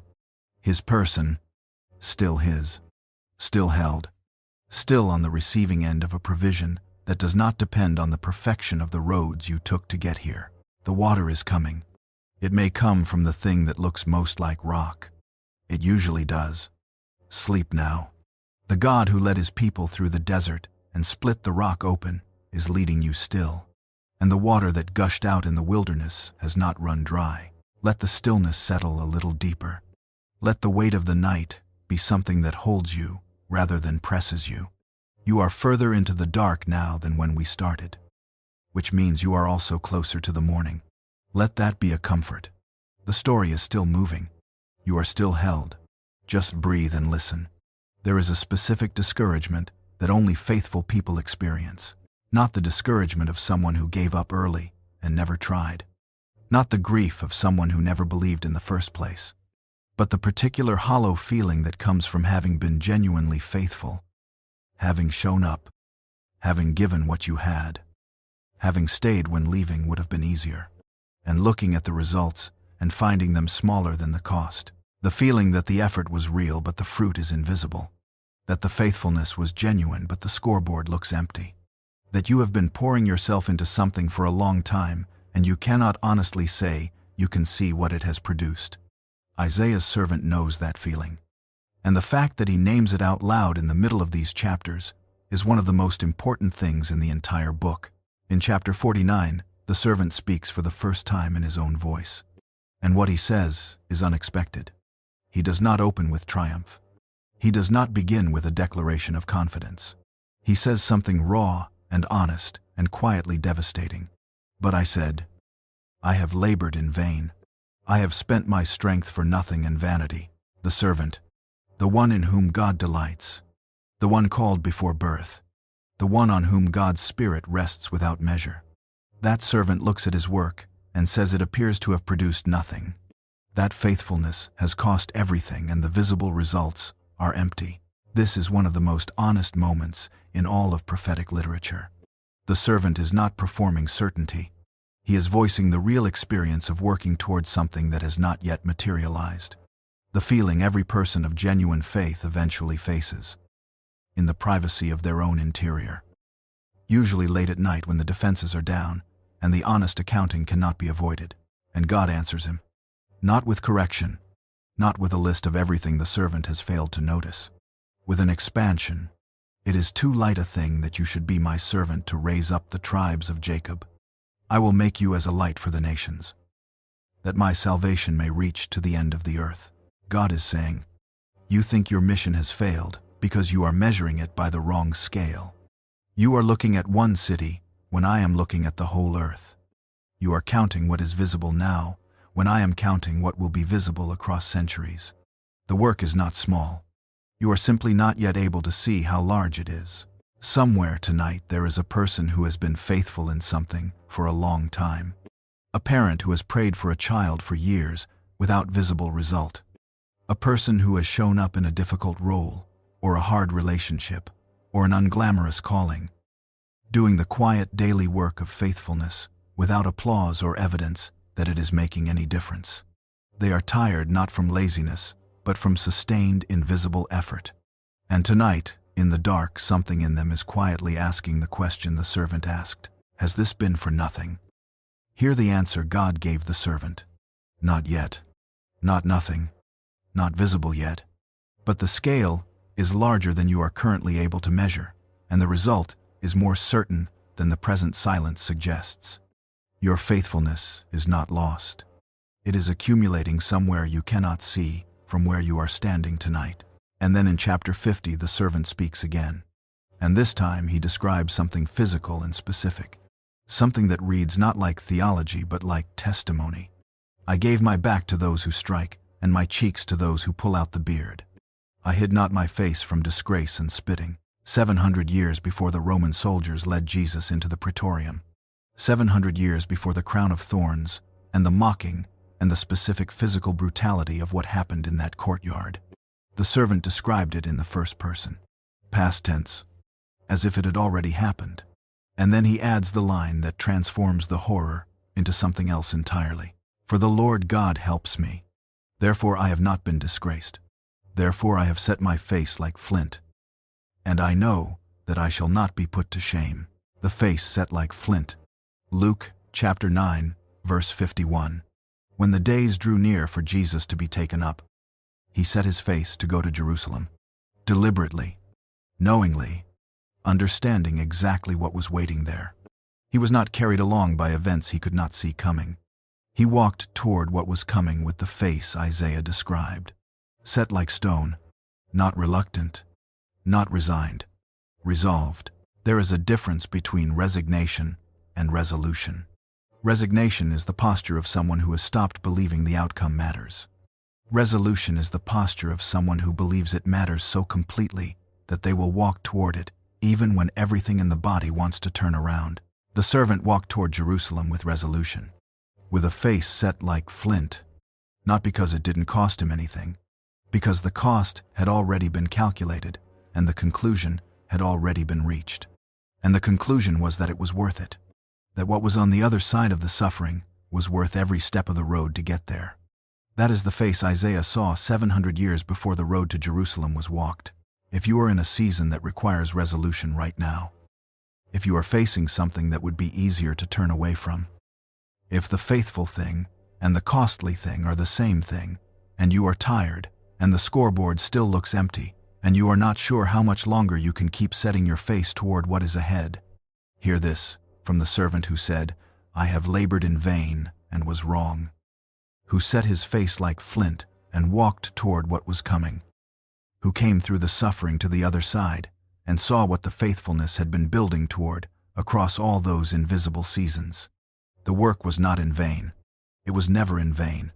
The scale was simply larger than the servant could see from inside the suffering. Your faithfulness is not in vain either. The scale is larger than you can see from inside this night. Set your face, not with gritted teeth and white knuckles, but with the quiet, settled resolution of someone who has decided that what God says about the outcome is more reliable than what the present silence suggests. And then rest, because even the one who set his face like flint had to sleep. Even the resolved need rest. Even the faithful need nights where they put the mission down and let the dark be simply dark and the quiet be simply quiet, and the arms of the God who helps simply hold. Let him hold you now. The face can stay set, the resolution can stay intact, and the body can rest, deeply and fully, in the care of the one whose help does not depend on how well you are performing faithfulness tonight. You have been faithful. It matters. The fruit is coming from places you cannot see yet. Sleep now. The servant who set his face like flint is the same one who tends bruised reeds and carries lambs. He is strong enough for the road and gentle enough for the night. And tonight is for rest. Stay right where you are. Let the next breath come all the way in and release all the way out. You are deep in the night now. The day is far behind you. Whatever it asked of you, whatever it took, it is over. And this moment, this quiet, this dark, it belongs only to you. Let it. There is a passage at the center of Isaiah that has made scholars fall silent for 27 centuries. That caused Martin Luther to say he could not read it without weeping. That a Jewish theologian in the 12th century reportedly advised students not to read in the presence of Christians, for fear of losing the argument about who it described. It was written approximately 700 years before the events it describes, and it reads like an eyewitness account, written the morning after. Tonight we arrive at Isaiah chapter 53, and I want to take it slowly, because every word is load-bearing. The chapter does not open with triumph. It opens with a grieving question. Who has believed what he has heard from us? And to whom has the arm of the Lord been revealed? This is the question of someone looking at what the servant will endure and asking honestly, who will actually believe that this is God's plan? Who will see this and recognize the arm of the Lord rather than simply the defeat of another good man by an unjust world? For he grew up before him like a young plant and like a root out of dry ground. Dry ground. Nothing should grow in dry ground. Dry ground is where things go to fail, where seeds arrive and find nothing to hold them, where the conditions for life are simply not present. And yet something grew there anyway. Not impressively, not in a way that announced itself, like a root. Hidden, working, patient. He had no form or majesty that we should look at him, and no beauty that we should desire him. The God who designed every feature of physical beauty, who breathed the capacity for aesthetic response into the creatures he made, came into the world in a form that did not attract that response. He was ordinary in a way that required you to look past appearances to see what was actually there. Rooms did not change when he entered. He did not have the face that makes people stop and look twice. He was the kind of person the world walks past on its way to someone more impressive. He was despised and rejected by men. A man of sorrows and acquainted with grief. Acquainted. The Hebrew means to know something through direct personal experience, to be in an ongoing relationship with it. Not someone who encountered grief occasionally and recovered. Someone for whom grief was a constant companion. Someone who knew what it felt like from the inside, who had lived in its neighborhood long enough to recognize all its faces. Somewhere tonight, there is a person who has felt acquainted with grief in exactly that way, not visiting it occasionally but living alongside it, knowing its patterns, its rhythms, the particular way it surfaces at night when the noise stops. They have wondered sometimes if that familiarity with sorrow means something is wrong with them, if the faithful were supposed to be further from grief than this. Hear what this verse says directly to that wondering. The one who came to redeem you was not sheltered from the weight of what it means to be human. He walked into it deliberately. He stayed in it. He knew it from the inside. He is not offering sympathy from a safe distance. He is offering company from someone who has been exactly where you are. You are not alone in the grief. You never were. And then the turn. The sentence that changes everything that came before it. Surely he has borne our griefs and carried our sorrows. The words borne and carried are the words of a porter, someone who physically lifts a weight that belongs to someone else and walks away with it so the original person no longer has to carry it. This is describing a transfer. The grief was yours. The sorrow was yours. And someone came and picked it up and walked away with it. He was pierced for our transgressions. He was crushed for our iniquities. Upon him was the chastisement that brought us peace. And with his wounds we are healed. Let each phrase land separately. Pierced for our transgressions, not his own. Crushed for our iniquities, not his own. The chastisement that brought our peace laid on him, not on us. With his wounds we are healed. The Hebrew word for wounds here refers to the bruised and bleeding marks left by a whip, not clean wounds. The kind of damage left by something that tears. And those marks, specifically those marks, the ones that had no business being on him, are the mechanism of healing for everyone who will ever need healing. All we like sheep have gone astray. We have turned, every one, to his own way, and the Lord has laid on him the iniquity of us all. Sheep go astray not primarily through malice but through distraction. They follow the immediate thing in front of them, without lifting their heads to see where it leads. They end up lost, not because they planned to get lost, but because they kept their eyes down. And the Lord has laid all of that on him. Every distracted wrong turn, every moment of keeping your head down when you should have looked up, laid on him. He was oppressed, and he was afflicted. Yet he opened not his mouth, like a lamb that is led to the slaughter, and like a sheep before its shearers is silent. So he opened not his mouth. He did not call for the intervention his innocence deserved. He did not argue his case. In the Gospel of John, Pilate questioned Jesus, and Jesus gave him no answer. And Pilate was amazed. In a world where every person before a Roman magistrate fought for their life with every word available, Jesus stood in silence. Isaiah had seen it 700 years earlier. They made his grave with the wicked and with a rich man in his death. Although he had done no violence and there was no deceit in his mouth, Jesus was crucified between two criminals. His grave was with the wicked, and Joseph of Arimathea, a wealthy member of the Jewish council, asked Pilate for the body and placed it in his own new tomb. Isaiah wrote both of those details 700 years before they happened. In 1947, a Bedouin shepherd threw a stone into a cave near the Dead Sea and heard something break. What was inside that cave became one of the most significant archaeological discoveries of the 20th century. Among the scrolls found there was a complete scroll of the book of Isaiah, now known as the Great Isaiah Scroll, housed in the Israel Museum in Jerusalem. That scroll has been dated by multiple independent methods to approximately 125 years before Christ, more than a century before Jesus was born. It contains Isaiah 53 inches its entirety. Every verse, every word, the piercing, the crushing, the silence, the grave with the rich man, written before Jesus was born, preserved in a sealed clay jar in a desert cave, discovered 2,000 years later. The scroll could not have been edited after the crucifixion. It says what it says, and what it says matches what happened with a precision that has no natural explanation. And then the chapter turns one final time to the other side of the suffering. Out of the anguish of his soul he shall see and be satisfied. He shall see and be satisfied. After the crushing and the grief and the silence and the wounds and the death and the burial, he shall see and be satisfied. Something on the other side of the death makes it worth it. Something the servant sees that produces not mere relief but satisfaction. The feeling of a purpose, completely and permanently accomplished. What does he see? By his knowledge shall the righteous one make many to be accounted righteous. He sees the many. He sees the people who have been accounted righteous because of what he carried. He sees the transfer completed.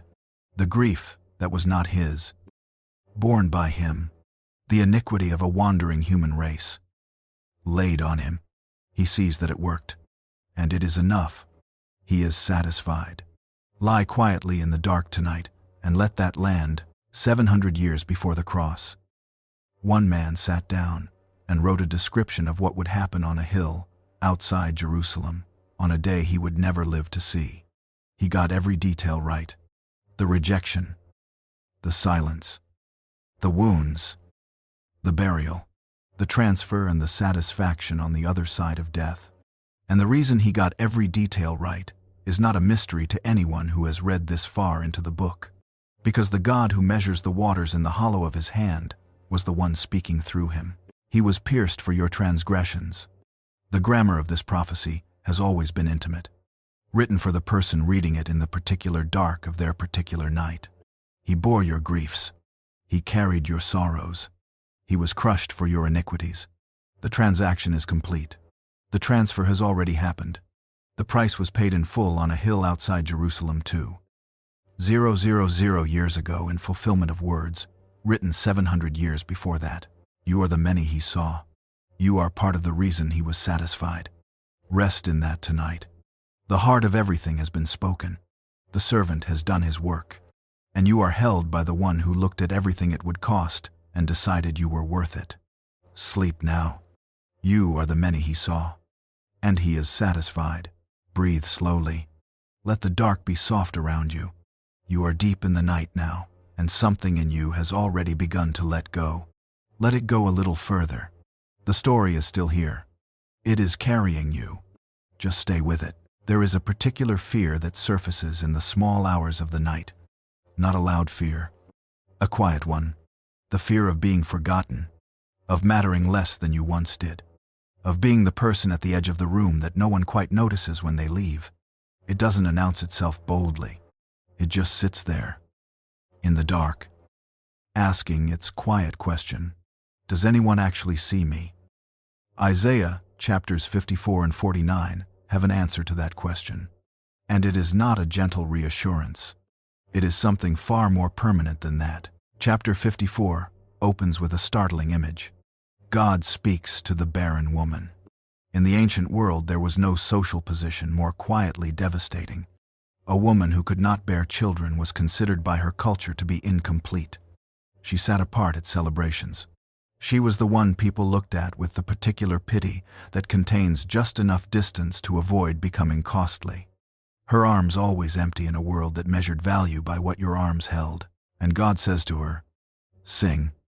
Not someday after the situation resolves. Now.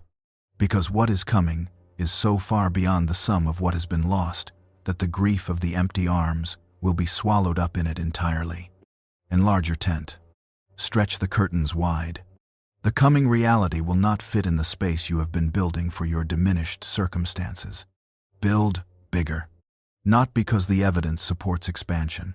Because something is arriving that your current tent cannot hold. Somewhere tonight, there is a person who has been living in a tent sized for loss. Who stopped imagining anything larger a long time ago because the smaller space felt safer than hoping for what might not come. They have made peace. They think. With the smaller life. But in this quiet, something in them stirs at the word enlarge. At the possibility that the tent was always meant to be bigger than the grief allowed it to be. The invitation stands. Build bigger. He is coming to fill what you prepare. And then the promise that stops every reader who arrives at it with open hands. For the mountains may depart and the hills be removed. But my steadfast love shall not depart from you, and my covenant of peace shall not be removed, says the Lord who has compassion on you. God reaches for the most immovable things in the physical world and uses them as a baseline for comparison, and then says that even if those things moved, His love would not. His love is more permanent than geology. The Hebrew word is hesed, loyal love, covenant faithfulness. The love that keeps its commitment regardless of the response it receives. The love that does not measure what it has already given before deciding whether to give again. That love shall not depart from you. Not while you are performing well. Not while your faith feels strong. Not while the circumstances are manageable. It shall not depart. The mountains may. His love will not. And then the verse that I want to leave in the room with you tonight as the thing you carry into sleep. Back in chapter 49. God asks a question that cuts straight to the fear that surfaced at the beginning of this part. Can a mother forget her nursing child? That she should have no compassion on the son of her womb? Even these may forget. Yet I will not forget you. Behold, I have engraved you on the palms of my hands. Engraved. Not written in pencil that can be erased when you disappoint. Not recorded in a file that can be lost or corrupted. Engraved. Cut permanently into the surface. The way a name carved into stone becomes part of the stone itself. Inseparable from it. The name and the stone, now one thing. Your name is engraved on the palms of the God who made you. Permanent. Indelible. Present in every moment of every day, because it is part of Him now. Cut into His hands. Carried wherever those hands move. Visible every time He opens them. He cannot forget you without forgetting Himself. And He will not forget Himself.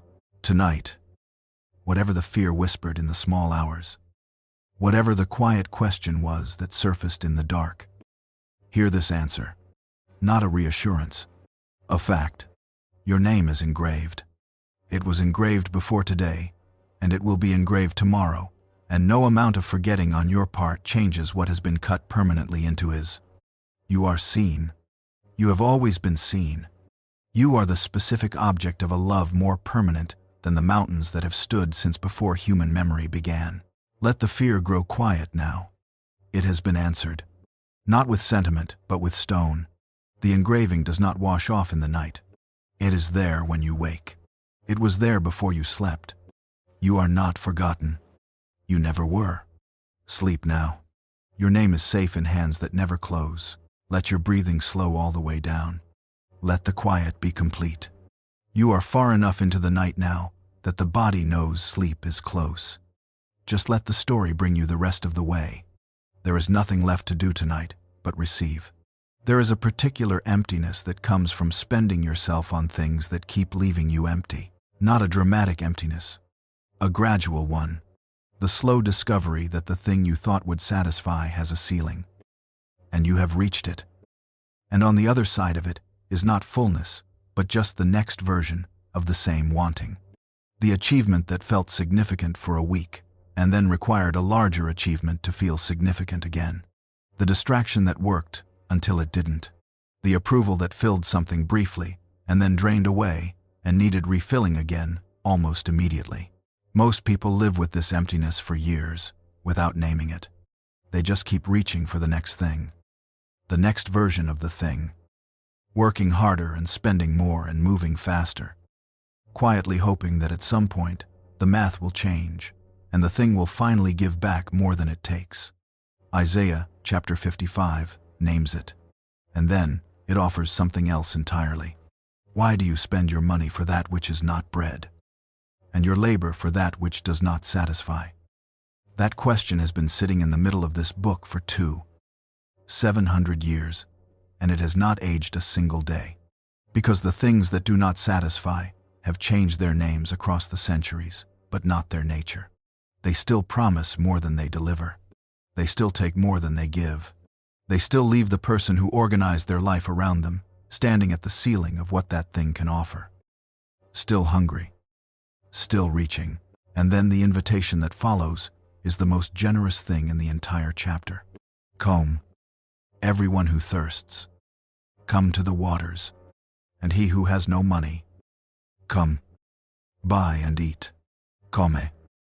Buy wine and milk without money and without price. The economy of this invitation is deliberately impossible by ordinary logic. Come and buy, but bring no money. Come and eat, but pay nothing. The thing being offered is real.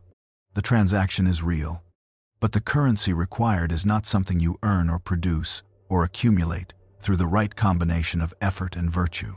What does it cost? Only this. The stopping of the pursuit of everything else that has been promising satisfaction and delivering something that empties you further. That is all. The trade is what has not been satisfying you. For what will? The exhausting, expensive pursuit of the wrong things, exchanged for the one thing that gives back more than you bring to it. Incline your ear and come to me. Hear, that your soul may live. Your soul may live. Not your circumstances may improve. Not your situation may become more manageable. Your soul may live. There is a depth of aliveness that the things you have been spending yourself on cannot reach. A level of genuine full living that no external achievement can access for you. And it is available right now. Not when you have prepared yourself adequately. Now, somewhere tonight, there is a person who is tired in a way that sleep alone will not fix. Who has been running at full capacity for a long time and has begun to suspect that what they are running toward will not be worth the running when they arrive. They are not lazy. They are not faithless. They are simply empty in a place that productivity cannot reach, and distraction cannot fill, and achievement cannot touch. This invitation is for them. Come. Not after you have sorted yourself out. Not when you have something to bring. Come with the emptiness itself. Come with the exact thirst you have right now. The water is here. It has been here the whole time. And then, in the middle of this chapter, God says something that is easy to misread as discouraging, but is actually the deepest possible comfort. For my thoughts are not your thoughts. Neither are your ways my ways. For as the heavens are higher than the earth, so are my ways higher than your ways, and my thoughts than your thoughts.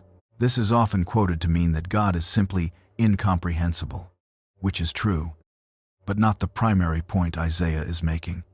Look at the context immediately before it. God has just said he will abundantly pardon. Abundantly. And a person hearing that might reasonably think, that doesn't match my understanding of how forgiveness works. I know what I have done. I know how many times I have repeated the same failures. Abundant doesn't sound realistic for someone like me. And God says, you are right that it doesn't match your understanding. Because your understanding of forgiveness has a ceiling. Mine does not. Your capacity to imagine grace is limited by your own experience of giving and receiving it. Mine is not limited by anything at all. The distance between God's thoughts and yours in this moment is the distance between how much grace you think is possible and how much grace actually exists. It is larger than you think. Much larger. The heavens are higher than the earth. His pardon is more abundant than your imagination of abundance. Let that land quietly. Whatever you have been carrying in the category of, I have done this too many times. I have failed at this too consistently. I have needed forgiveness for this same thing too often for it to still be available. Hear this. The ceiling you have placed on grace is not the ceiling that exists. His thoughts on the matter are higher than the earth is from the heavens. His ways of pardoning are not your ways of pardoning. He does not run out. He does not calculate diminishing returns on the same person, returning for the same grace again. He abundantly pardons. The word abundantly is doing real work in that sentence. It is not a polite addition. It is the point. Come to the waters now, right now, in this dark, in this quiet, with whatever thirst you carried into tonight. You do not need money. You do not need worthiness. You do not need to have sorted yourself out before the invitation applies to you. The invitation applies to you exactly as you are in this moment. Thirsty, empty, tired of the things that don't satisfy. Come and let your soul live. Let your breathing find its slowest pace. Let the wanting that has been driving you rest for these hours. The water is here. The pardon is abundant. The grace has no ceiling. And the invitation has been standing open for 700 years. Unchanged. Unretracted. Waiting for this exact night and this exact person lying in this exact quiet. You don't have to earn this. You just have to come. And you are already here. Sleep now. The waters are still, and your soul is safe in them tonight. Breathe gently. Let the silence be complete around you. You are close now. Close to the place where the thinking stops and the resting begins. Just stay soft. Stay open. Let the words come slowly and carry you the rest of the way down. There is a belief that lives quietly in many people who have been broken by something. Not spoken aloud usually, just felt. The belief that the brokenness itself is the barrier. That the God who dwells in holiness dwells there precisely because he keeps a certain distance from the mess of what they actually are. That nearness requires a degree of put-togetherness they have not yet achieved. That the contrite, the wounded, the quietly falling apart person is not the kind of person God moves toward. Maybe someday. When things are cleaner. But not now. Not like this. Isaiah chapter 57 says something directly into that belief that I want you to hear tonight, as though for the very first time. For thus says the one who is high and lifted up, who inhabits eternity, whose name is holy. I dwell in the high and holy place, and also with him who is of a contrite and lowly spirit, to revive the spirit of the lowly, and to revive the heart of the contrite, the one who inhabits eternity. The same God whose holiness shook the foundations of the temple in chapter 6, the one before whom the seraphim cover their faces. That God makes his dwelling with the contrite and lowly spirit. Not visits, not observes from a position of safe distance. Dwells, takes up residence, moves in, and stays. The contrite and lowly spirit is not the barrier to his presence. It is the address he moves to. And then chapter 56 holds something that would have startled everyone who first heard it. God speaks directly to the two categories of people most excluded from full participation in the ancient religious community. The foreigner, the one who came from outside, whose background and bloodline placed them beyond the boundary of belonging. And the eunuch, the one excluded by physical condition, by something that happened to them, by a circumstance they did not choose and could not change. To both of them, God says the same thing. Do not say you are excluded. Do not say you are a dry tree, because I am giving you something better than what you think you have been denied. An everlasting name, a place in my house, a name within my walls that will not be cut off, not a consolation prize. Something better than the thing they thought they were missing. A name written into the house of God that will outlast every biological legacy of every person who ever looked at them as incomplete. Jesus will stand in the outer courts of the temple in Jerusalem and drive out the merchants who have taken over that space. And he will say, "Is it not written? My house shall be called a house of prayer for all nations." He is quoting Isaiah 56 directly. The courts that had been turned into a marketplace were the courts designated for the foreigners. The ones who came from the outside, seeking the God of Israel, and found the space reserved for their prayer had been occupied by something else. Jesus cleared it, because Isaiah said it was always meant to be theirs. Somewhere tonight, there is a person who has spent years feeling like the foreigner, like the one on the outside of belonging, like the eunuch who disqualified themselves by something that happened, something they chose, something that marked them in a way they cannot undo. They have stood at the edge of grace, wondering if there is genuinely space for someone with their particular history, their particular damage, their particular version of not being quite right. There is space. There has always been space. The house was always meant to be a house of prayer for all nations. All means all. All has always meant all. Your particular history does not place you in a category that the all excludes. You are in the all. You have always been in the all. The everlasting name is yours. The place in the house is yours. The foreigner is welcome. The broken one is welcome. The one who came from outside and wondered if inside was really for them is welcome. It was always for them. Isaiah said so 700 years before Jesus cleared the courts to prove it. Come back to chapter 57 for a moment, because there is one more thing in that verse that deserves to rest in the room with you tonight, to revive the spirit of the lowly and to revive the heart of the contrite. Revive, not merely tolerate, not simply permit to remain in a diminished state. Revive. The word means to bring back to life, to restore vitality to something that has grown faint, to cause to live again what was in danger of stopping. God does not move in with the broken person and leave them as he found them. He moves in and revives. He brings the thing that was fading back toward life. He restores what the long seasons of diminishment have taken. That is what his presence does. Not immediately always, not dramatically always, but steadily. The way warmth restores feeling to something that has been cold for a long time.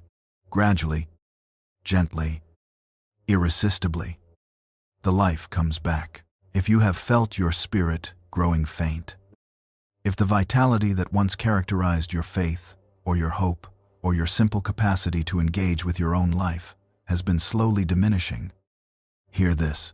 He does not move in and observe the diminishment from a respectful distance. He moves in to revive. That is his stated purpose for dwelling with the lowly. Not to witness their lowness, to restore them from it. You are not too broken for his presence. You are exactly broken enough for it.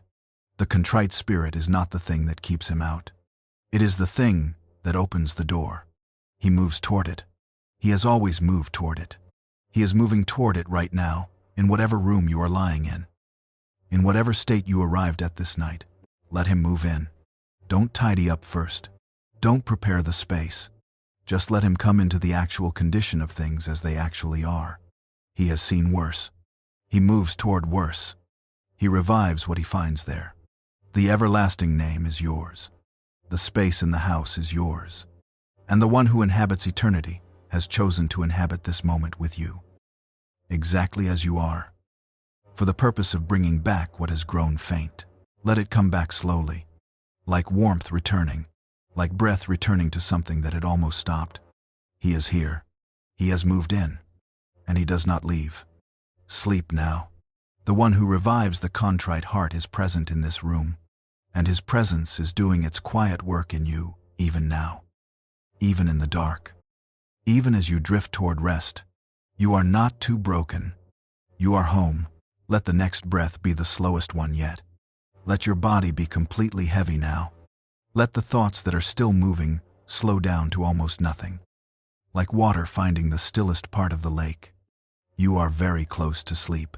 Just let the story carry you the last little way. There is a name that settles into a person over time, without their permission. Not given by anyone in particular. Just accumulated. Built up slowly from 100 small experiences of being overlooked. Passed over. Peripheral. Of being the one who was not chosen first. Of being in the room, but not quite of it. Of mattering. You suspect. Slightly less than the people around you who seem to occupy their place in the world with a confidence you have never quite been able to locate in yourself. The name is not spoken aloud. It doesn't need to be. It just becomes the quiet lens through which you interpret everything. The assumption underneath the assumption.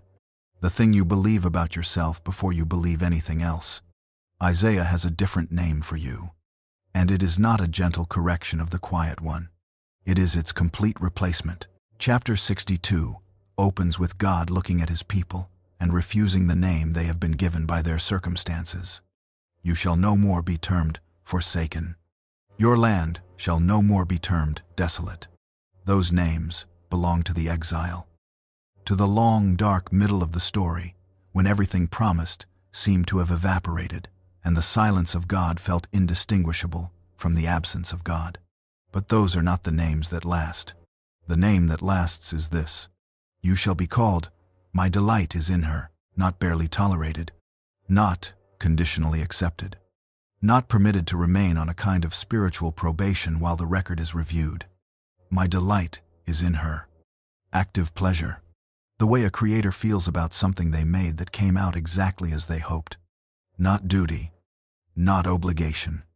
Not the joyless faithfulness of someone keeping a promise they wish they hadn't made. Genuine delight. The kind that does not need to be performed because it is simply what is true. And then the name at the very end of chapter 62 that I want to leave in the room with you tonight. They shall be called the holy people, the redeemed of the Lord. And you shall be called sought out. A city not forsaken. Sought out. Not stumbled upon accidentally. Not found because you made yourself sufficiently visible or impressive or easy to locate. Not encountered because you happened to be in the right place at the right time when someone was briefly looking in your direction. Sought out. Deliberately pursued. The specific object of an active, intentional search conducted by someone who knew exactly who they were looking for and would not stop until they found them. Somewhere tonight, there is a person who has felt like the one nobody searches for, who has watched other people be sought, be chosen, be pursued, while quietly concluding that they were not the kind of person that kind of thing happened to. Not with bitterness exactly, just with the settled low-grade grief of someone who has accepted a smaller story than the one they were made for. I want to say something plainly to that person. You were the specific object of the search. Not a category. Not a demographic. You. The one lying in this particular dark in this particular room on this particular night. He came looking for you with full knowledge of what he would find and complete intention to find it anyway. The search was not casual. It was not incidental. It was the whole point. Sought out. That is your name. It has always been your name. The quiet name you accumulated over years of being overlooked is not your name. It was never your name. It was a name given by circumstances that did not have the authority to name you. He has the authority, and he calls you sought out. Now, let me take you back to chapters 60 and 61 for a moment, because they build toward this name in a way that makes its full weight clear. Chapter 60 opens with arise. Shine. For your light has come. The Hebrew pronoun is feminine. God is speaking to a city, to a people, personified as someone who has been sitting in the dark for a long time and is now being told to stand up. Not because she has generated her own light, because the light has come to her from outside and she is now reflecting it back into the world, and then the nations begin to move toward that light. Not because Jerusalem has achieved something impressive, because a light has appeared there that the surrounding darkness cannot explain or extinguish. People coming from every direction, drawn by something they cannot fully name, making long journeys toward a place they have never been. This is still happening. People are still coming from every nation, every language, every history, drawn by the same light that Isaiah saw in vision. The gathering that began with Magi following a star has never stopped, and you are part of it. You were drawn by the same light. You were sought by the same one who sought them. And then, chapter 61. The Spirit of the Lord God is upon me, because the Lord has anointed me to bring good news to the poor, to bind up the brokenhearted, to proclaim liberty to the captives, to comfort all who mourn, to give them a beautiful headdress instead of ashes, the oil of gladness instead of mourning, the garment of praise instead of a faint spirit. The exchange is free. It requires only one thing: bringing the actual ashes, not a description of the ashes, not a spiritually processed version of the grief, not the mourning dressed up in language that makes it more presentable. The actual thing, the real grief, the actual faint spirit, the genuine ashes of whatever has burned down in your life. He exchanges what you actually have for what he actually gives. The real grief for the real gladness, the actual faint spirit for the actual garment of praise. Not a transaction that requires you to have cleaned yourself up first. A transaction that takes the uncleaned thing and transforms it. Ashes to a crown, mourning to oil of gladness, a faint spirit to a garment of praise. And then they shall be called oaks of righteousness. From ashes to oaks, from the thing that burns and leaves nothing behind, to the thing that stands in storms without moving and provides shade for others long after you are gone. That is the arc of these chapters. From the person sitting in the dark being told to arise and shine, to the name sought out, to the exchange of ashes for crowns, to the oak that stands and shades and endures. You are on that arc. Wherever you are on it tonight, you are on it. The one who is still in the ashes is on it. The one who is just beginning to stand is on it. The one who is still receiving the exchange is on it. The oak that has been standing for years and doesn't always remember it started as ashes is on it. The light has come. You were sought. The exchange is available right now in this room, in this dark, with whatever ashes you are holding. Let them go. Open your hands and let them fall. He is already holding the crown.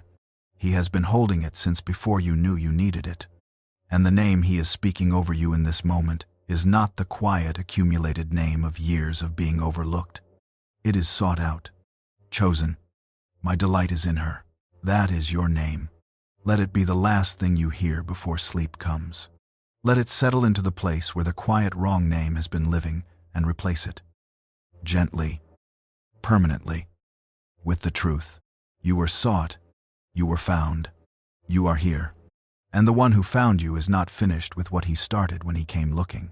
Sleep now. The light has come, and you are shining with it, even in the dark. Even now. Even as you rest, let your body sink a little further. Let the breathing come without effort. You are very close now to the place where the words stop mattering, and the rest simply takes over. Just stay soft. Stay here. Let the last few parts of the story find you. There are prayers that feel adequate, prayers that arrive in good sentences, that sound like faith is supposed to sound, that leave the person praying feeling more or less equal to the act. And then there are the other prayers, the ones that come from somewhere too honest for polished language, the ones where the words are not beautiful because the situation is not beautiful, where you are not performing faith but pulling it from somewhere deep by something closer to sheer stubbornness in a darkness that has lasted longer than anyone prepared you for. Isaiah chapters 63 and 64 are those other prayers. And I want to tell you tonight that they may be the most important chapters in the entire book for the person who is struggling to pray at all. The prayer begins in chapter 63, not with petition, but with remembering. Isaiah looks back over the whole long history between God and his people, and he recounts it slowly. The way a person traces the outline of something precious to remind themselves it is real. In all their affliction he was afflicted, and the angel of his presence saved them. In his love and in his pity he redeemed them. He lifted them up and carried them all the days of old. In all their affliction he was afflicted. I want you to stay with that sentence for a moment. God is not described here as watching the suffering of his people from a position of unmoved sovereignty. He is described as being afflicted in their affliction. What they experienced, he experienced with them. The pain that reached them reached him. He was not outside the darkness looking in. He was inside it alongside them. Present not as a spectator, but as someone who felt every moment of what they felt. That is the God of Isaiah. Not a deity of pure power and pure distance. A God who feels what his people feel. Who was there in every dark moment, not watching from outside but inside. Present. Afflicted alongside. And he lifted them up and carried them all the days of old. All the days. Not the good ones. All of them. And then the prayer becomes honest in the way that most religious reflection quietly avoids. Isaiah does not pretend the history is uncomplicated, but they rebelled and grieved his Holy Spirit. So he turned to be their enemy and himself fought against them. The people chose wrong roads. The consequences arrived. The distance opened up, and Isaiah does not spiritualize it or minimize it. He states it plainly, and then he keeps praying anyway, because that is what the honest prayer does. It does not require a clean history to continue. It does not wait until the record looks better before lifting its voice. It prays from inside the complicated history, from inside the consequences, from inside the distance that opened up because of choices that should not have been made. And then chapter 64, and the prayer reaches a pitch that sounds almost like demand. Oh, that you would rend the heavens and come down, that the mountains might quake at your presence. Rend the heavens, tear them open, come through. Not a suggestion, not a polite inquiry. A cry from someone who has been waiting long enough that waiting politely no longer feels like an option. Who needs God to come, not quietly and gradually and in ways that require interpretation, but unmistakably. In a way that leaves no room for alternative explanation. When you did awesome things that we did not look for, you came down. No eye has seen a God besides you who acts for those who wait for him. He is reaching back to the Exodus, to the moments when God showed up in ways that rewrote the landscape. And he is saying, you have done this before. We are not asking for something outside your history. We are asking for what you have already proven you can do. Somewhere tonight, there is a person whose prayer has reduced itself to something very close to this. Not the polished version, the real version, the one that sounds more like rend the heavens than like anything that would be comfortable to say in a public setting. Who is tired enough and honest enough that the performance has dropped away, and what is left is just the raw asking, just the please, just the come down, just the how long. That prayer is in the book. God preserved it there. He did not include it as a cautionary tale about insufficient faith. He included it because it is true, and because the people who pray it deserve to know they are in good company, and because the God who received it did not turn away from it. Your honest prayer, the one that sounds more like chapter 64 than like a psalm of pure confidence, is not evidence of failed faith.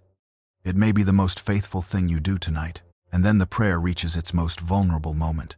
The place where all the theology, and all the history, and all the accumulated knowing collapses into something very simple.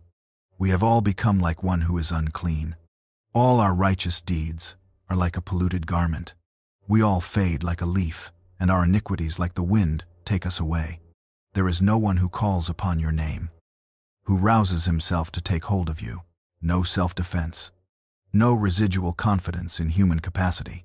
Just the honest, stripped-down acknowledgement of what we actually are when all the pretense has been removed. We fade like leaves. The wind takes us. We do not even consistently rouse ourselves to reach for the one who could steady us. That is the truth, and Isaiah does not dress it up. And yet the prayer does not end there. Because it does not end in theology. It ends in relationship. But now, O Lord, you are our Father.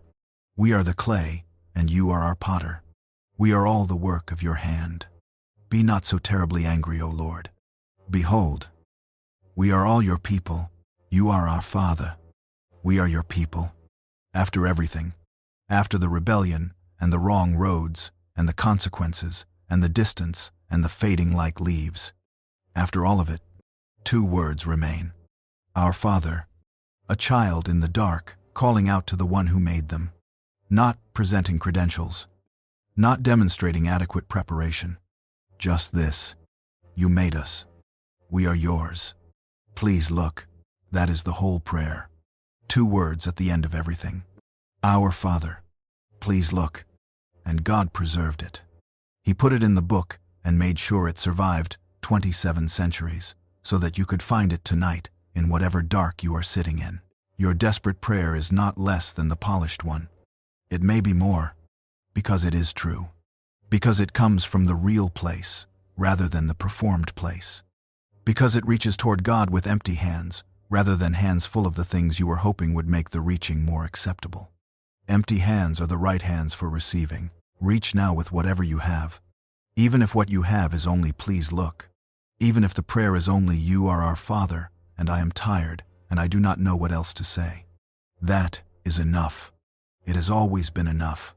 He preserved the honest prayer in his book because he wanted you to know it was enough. He is looking. He has never stopped looking. He was afflicted in your affliction, and he has been present in every dark moment of it. Not watching from outside, but inside. Alongside. Carrying what you could not carry alone. Our Father. He hears it. He has always heard it. Sleep now. The honest prayer is still rising. And the God who was afflicted in his people's affliction is present in yours tonight. Closer than the dark. Steadier than the silence. Listening to every word you have and every word you don't. He hears you. He has always heard you. Breathe slowly. Let the quiet be total. You are nearly there now. Nearly to the place where the thinking simply stops and the body takes over, and the rest comes without you reaching for it. Just stay soft. Let the last few words of this part of the story find you and carry you the rest of the way down. There is a question that lives underneath many other questions. It doesn't always surface directly. It disguises itself as theology, as doubt, as the reasonable skepticism of a person who has been disappointed enough times to be careful about hope.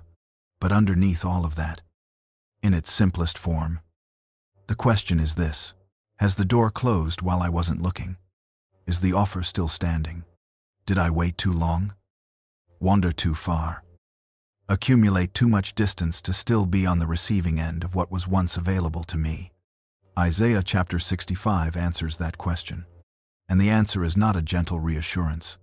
It is an image so specific and so sustained that it functions more like evidence than comfort. I was ready to be sought by those who did not ask for me. I was ready to be found by those who did not seek me. I said, "Here I am. Here I am." To a nation that was not called by my name. Here I am. Here I am. The doubling again. The same structure we heard in chapter 40. Comfort. Comfort. The same intimacy we heard in the throne room when Isaiah said, "Here I am. Send me." And God had already been speaking before the answer came. Here I am. Here I am. God says it of himself now. I was standing with my hands open. I was saying, "Come," before anyone was looking. I was ready before anyone was seeking. And then the image that I want to leave in the room with you tonight, as the thing that answers the question underneath all the other questions. I spread out my hands all the day to a rebellious people who walk in a way that is not good, following their own devices, all the day.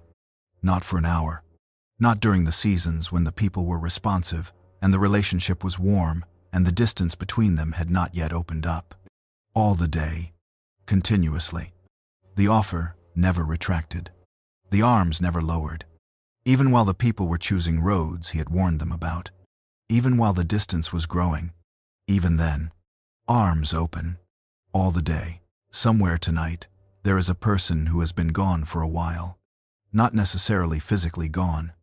Gone in the interior way that a person goes when they have spent years moving in directions that took them further from something they once knew. They are not sure the return is still possible. Not sure the welcome is still standing. Not sure that the accumulated distance of the years between then and now is crossable from this side. The arms have been open the whole time, not just at the beginning. Not just during the good seasons. Not just when the distance was still small enough to feel bridgeable. All the day, every day of the distance, every season of the wandering, every year of the going in directions that were not good. The arms were open through all of it. They are open right now. They have not lowered once. The door has not closed. The offer has not expired. The welcome has not been quietly withdrawn while you weren't looking. Here I am. Here I am. Still standing. Still speaking. Still ready to be found by the one who is only now beginning to look. And then, deep in chapter 65, after everything, after the whole long history of open arms and people walking in wrong directions, and the grief of a father watching the consequences arrive, God says something that is the destination of the entire book. For behold, I create new heavens and a new earth, and the former things shall not be remembered or come into mind. New heavens and a new earth. John will see this in vision on the island of Patmos and record it in the final pages of the Bible. I saw a new heaven and a new earth. He is not inventing a new promise. He is standing in the river that Isaiah started and recording where it arrives. The former things shall not be remembered or come into mind. Not suppressed. Not filed away where you have to work to avoid thinking about it. Not organized into a narrative that makes it bearable. Not remembered. Gone the way things go when they have been completely replaced by something so much larger and so much more real that the former things simply have no room left in a life that has been remade from the inside out. No more shall be heard in it the sound of weeping and the cry of distress. Not reduced. Not managed to acceptable levels. No more shall be heard. The causes of weeping permanently and completely addressed at the root. The things that make people cry unmade. The grief that has been a feature of human experience since the beginning. Gone. Not because the capacity for feeling has been removed, but because everything that produces the feeling has been healed. And then before you call, I will answer. While they are yet speaking, I will hear. The gap between the asking and the receiving closed to nothing. Before the prayer has finished forming, before the words have found their shape, the answer is already present, not eventually.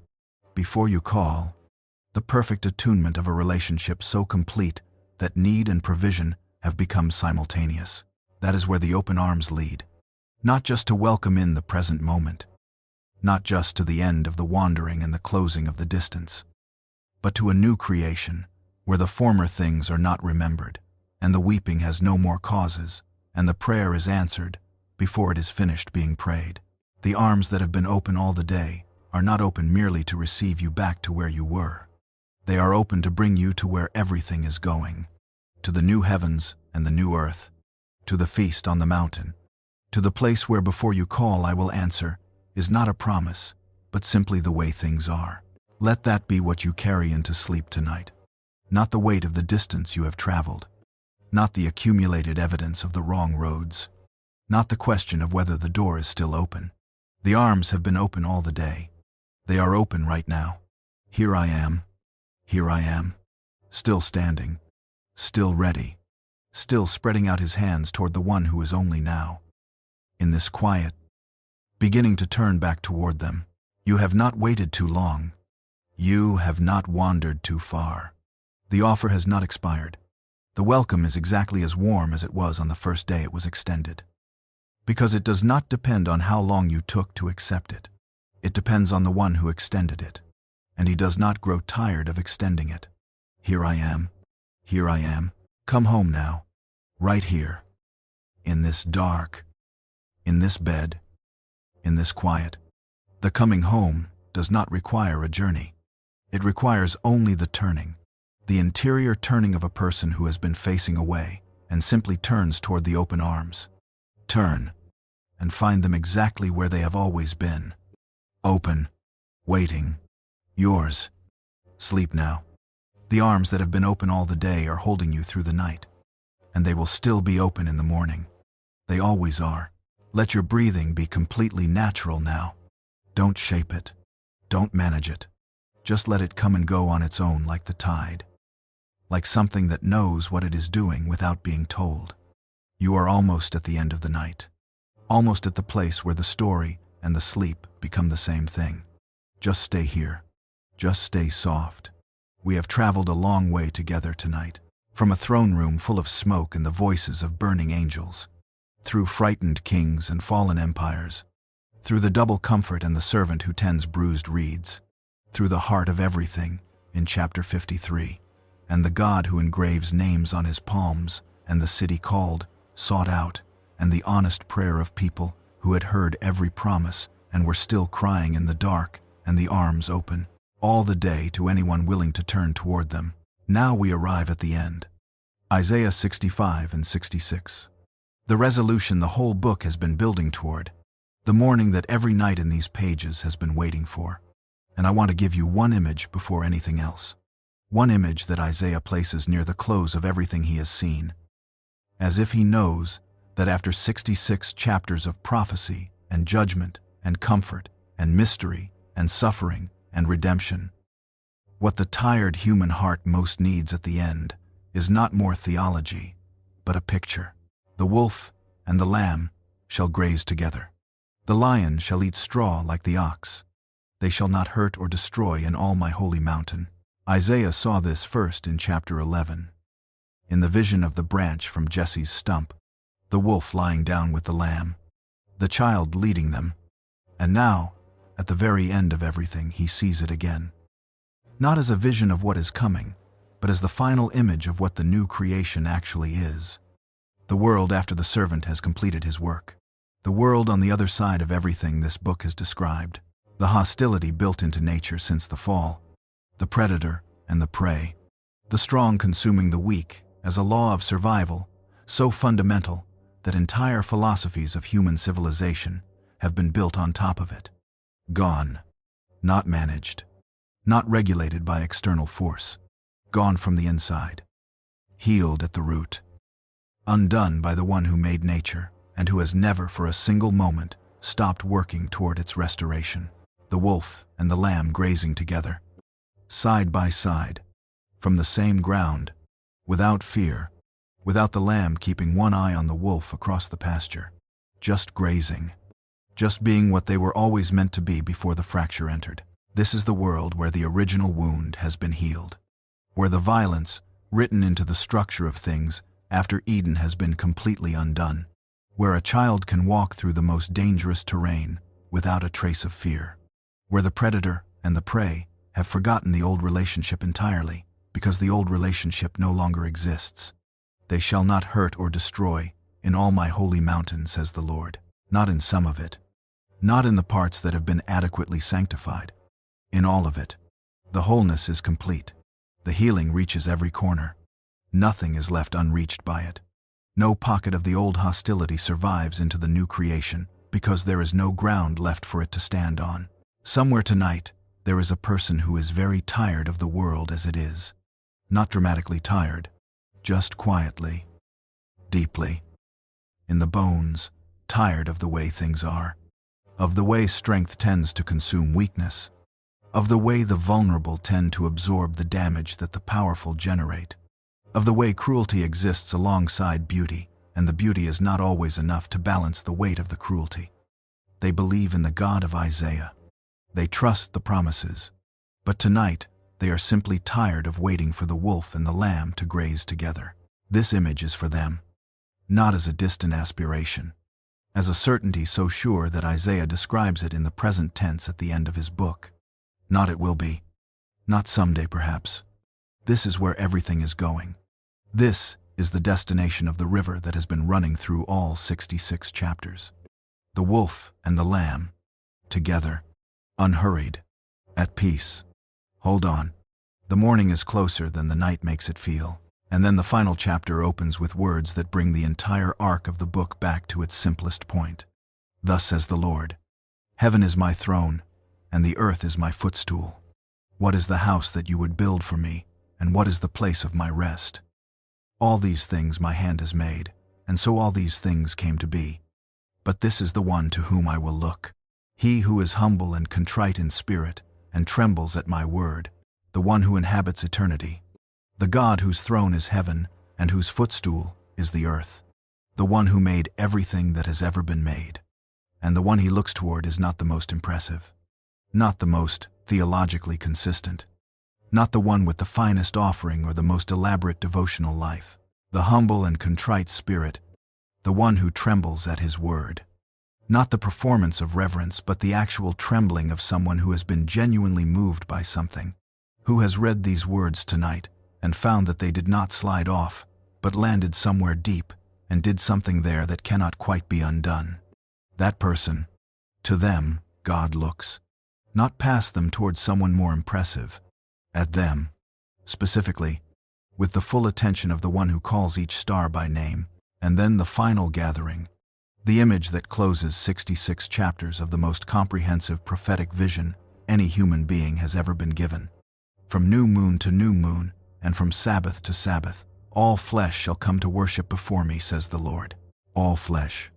Every living human being, every nation that has ever existed on the surface of this earth, every language ever spoken under the sky, every culture and tradition and civilization that has risen and fallen and been forgotten and partially remembered and forgotten again across the long arc of human history. Coming, gathered, to see his glory. The gathering that Isaiah saw in vision is still happening. People are still coming from every direction, drawn by the light that appeared in Jerusalem 2,000 years ago, in fulfillment of words written 700 years before that. The Magi, following the star, were the first pages of a story that has not yet reached its final page. And you are in that story. You are part of that gathering. The all flesh that comes to worship includes you. It has always included you. The grass withers. The flower fades. Every empire that has tried to make itself permanent has been corrected by time. Every human structure built on a false foundation has eventually fallen. Everything that looked immovable has eventually moved. But the word of our God stands forever. The comfort spoken in chapter 40 is still standing. The Emmanuel announced in chapter 7 came and walked among us and fulfilled every word written about him 700 years before his birth. The suffering servant of chapter 53 was pierced for our transgressions and rose on the third day and lives forever to make intercession for those who come to God through him. The new heavens and new earth are still coming. The tears are still going to be wiped from all faces.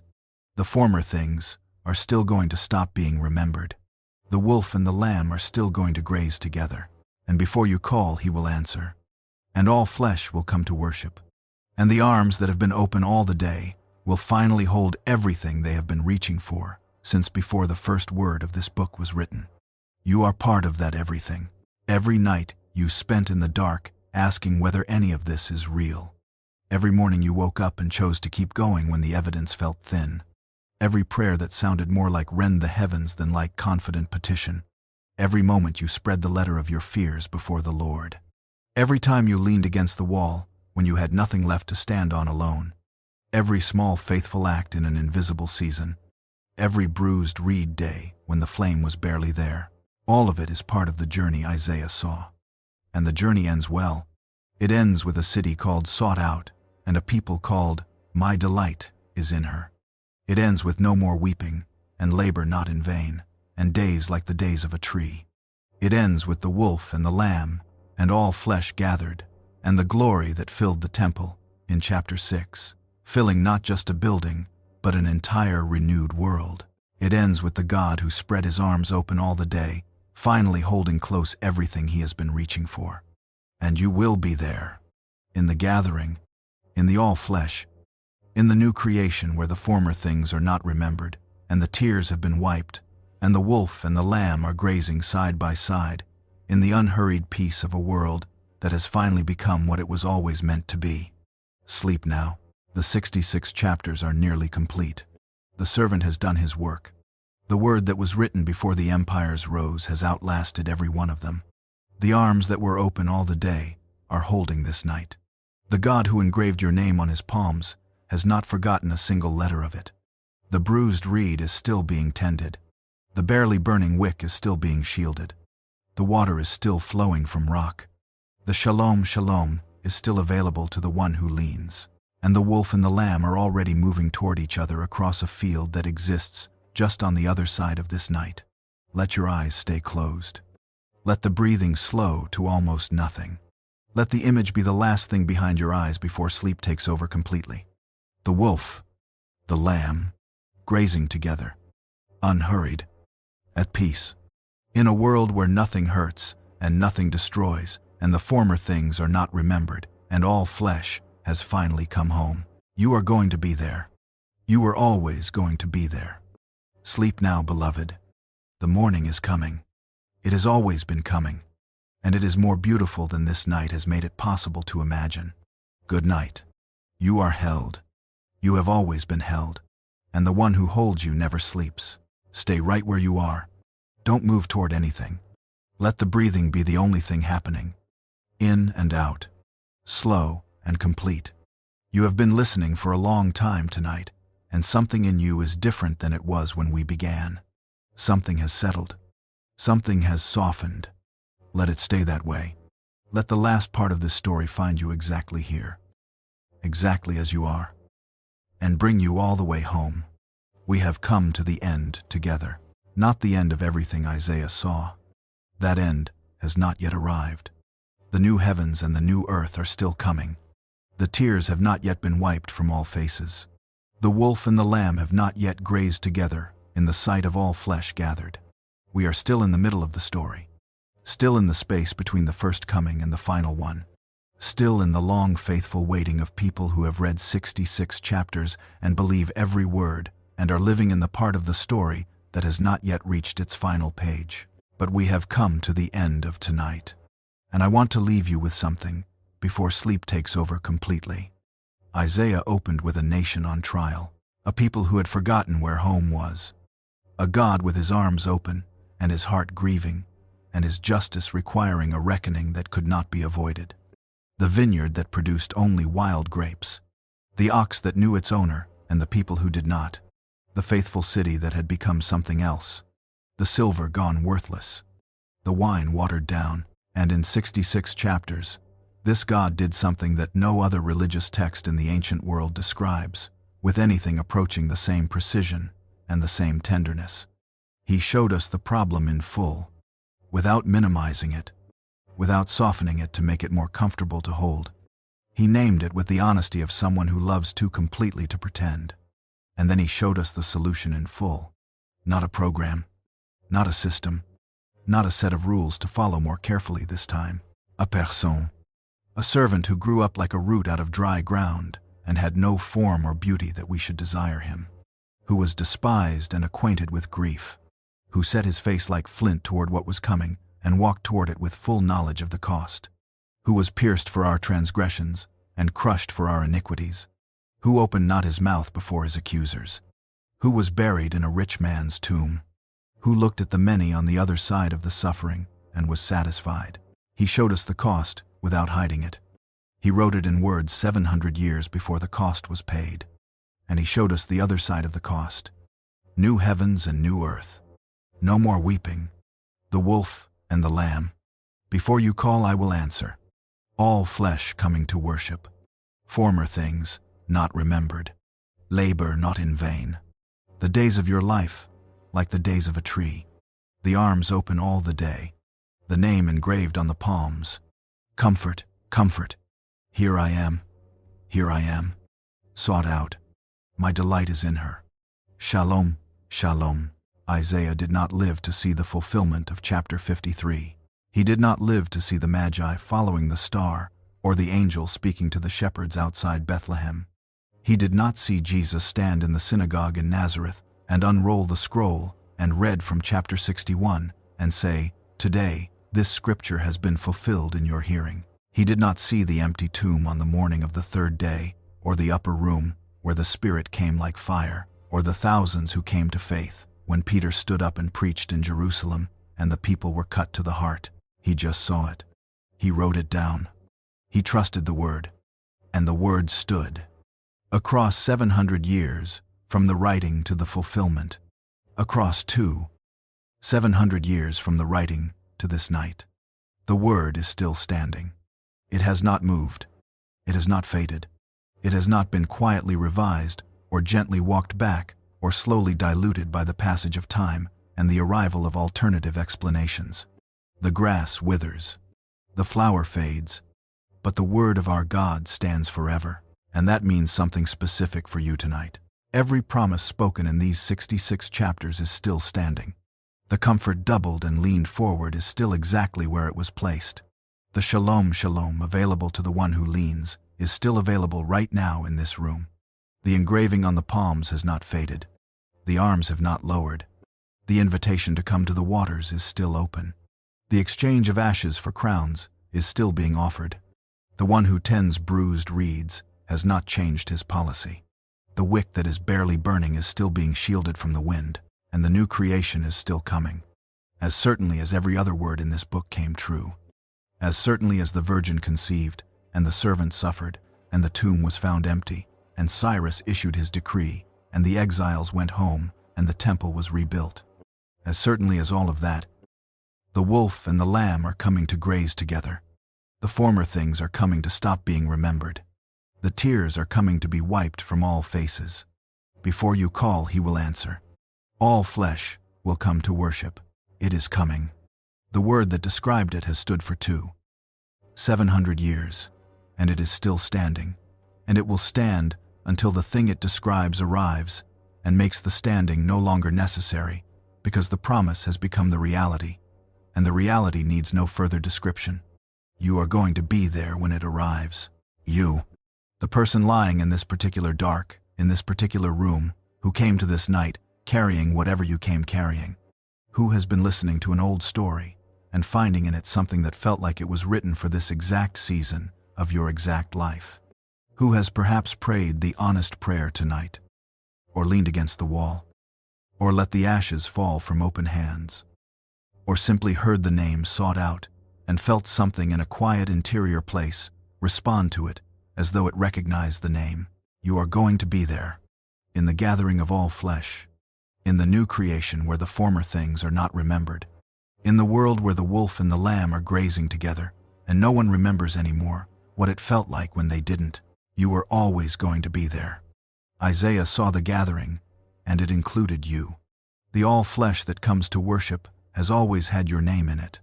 The sought-out city has always had your street in it. The many that the servant saw on the other side of the suffering and was satisfied by has always included you in its number. You are part of the reason he was satisfied. Let that be the last thought before sleep takes over completely. Not the weight of the day. Not the names the circumstances gave you. Not the accumulated evidence of wrong roads or invisible seasons or prayers that sounded more like rend the heavens than anything impressive. Just this. You are part of the reason he was satisfied. He looked at the many, and he saw you, and the seeing was enough. The cost was worth it. You were worth it. You have always been worth it. The coal that touched Isaiah's lips has not gone cold. The throne room is still real, and you are still safe in it, because the fire has already fallen somewhere else, and what remains for you is not burning, but cleansing. Not judgment, but the warm, settled peace of someone who has been made clean and has finally stopped pretending otherwise. The servant who was pierced for your transgressions is the same one who gathers lambs in his arms and gently leads those who are carrying something fragile. He is strong enough for the road and gentle enough for the night. And tonight is for the gentle part. Let him hold you now. All the way. Without reservation. Without the part of you that is still managing. Still maintaining. Still trying to hold the surface calm while something churns underneath. Let all of that come down. Let the arms that have been open all the day close around you for these hours of dark and hold everything that has been too heavy to carry and too precious to put down. He has you. He has always had you. The engraving is permanent. The name is safe. The promise is standing. The new creation is coming. And you are going to be there to see it.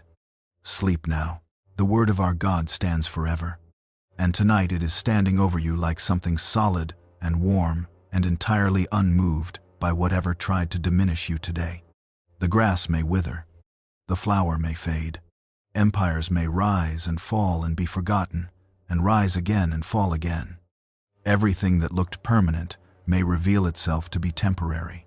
But this remains: His steadfast love that will not depart, His covenant of peace that will not be removed, His arms open all the day, His name engraved on palms that never close, His comfort spoken twice, because once was not enough for the size of what you needed to receive. His shalom, shalom available to the one who simply leans. Lean now, all the way. You have been holding yourself upright for long enough. He is the wall. He does not move. And the wolf and the lamb are already moving toward each other across the field that is waiting for you on the other side of this night. Good night, beloved. You are held. You have always been held. And the one who holds you has seen the end of the story, and he is satisfied. Sleep now. The morning is coming. It has always been coming, and it is more beautiful than anything this night has made it possible to imagine.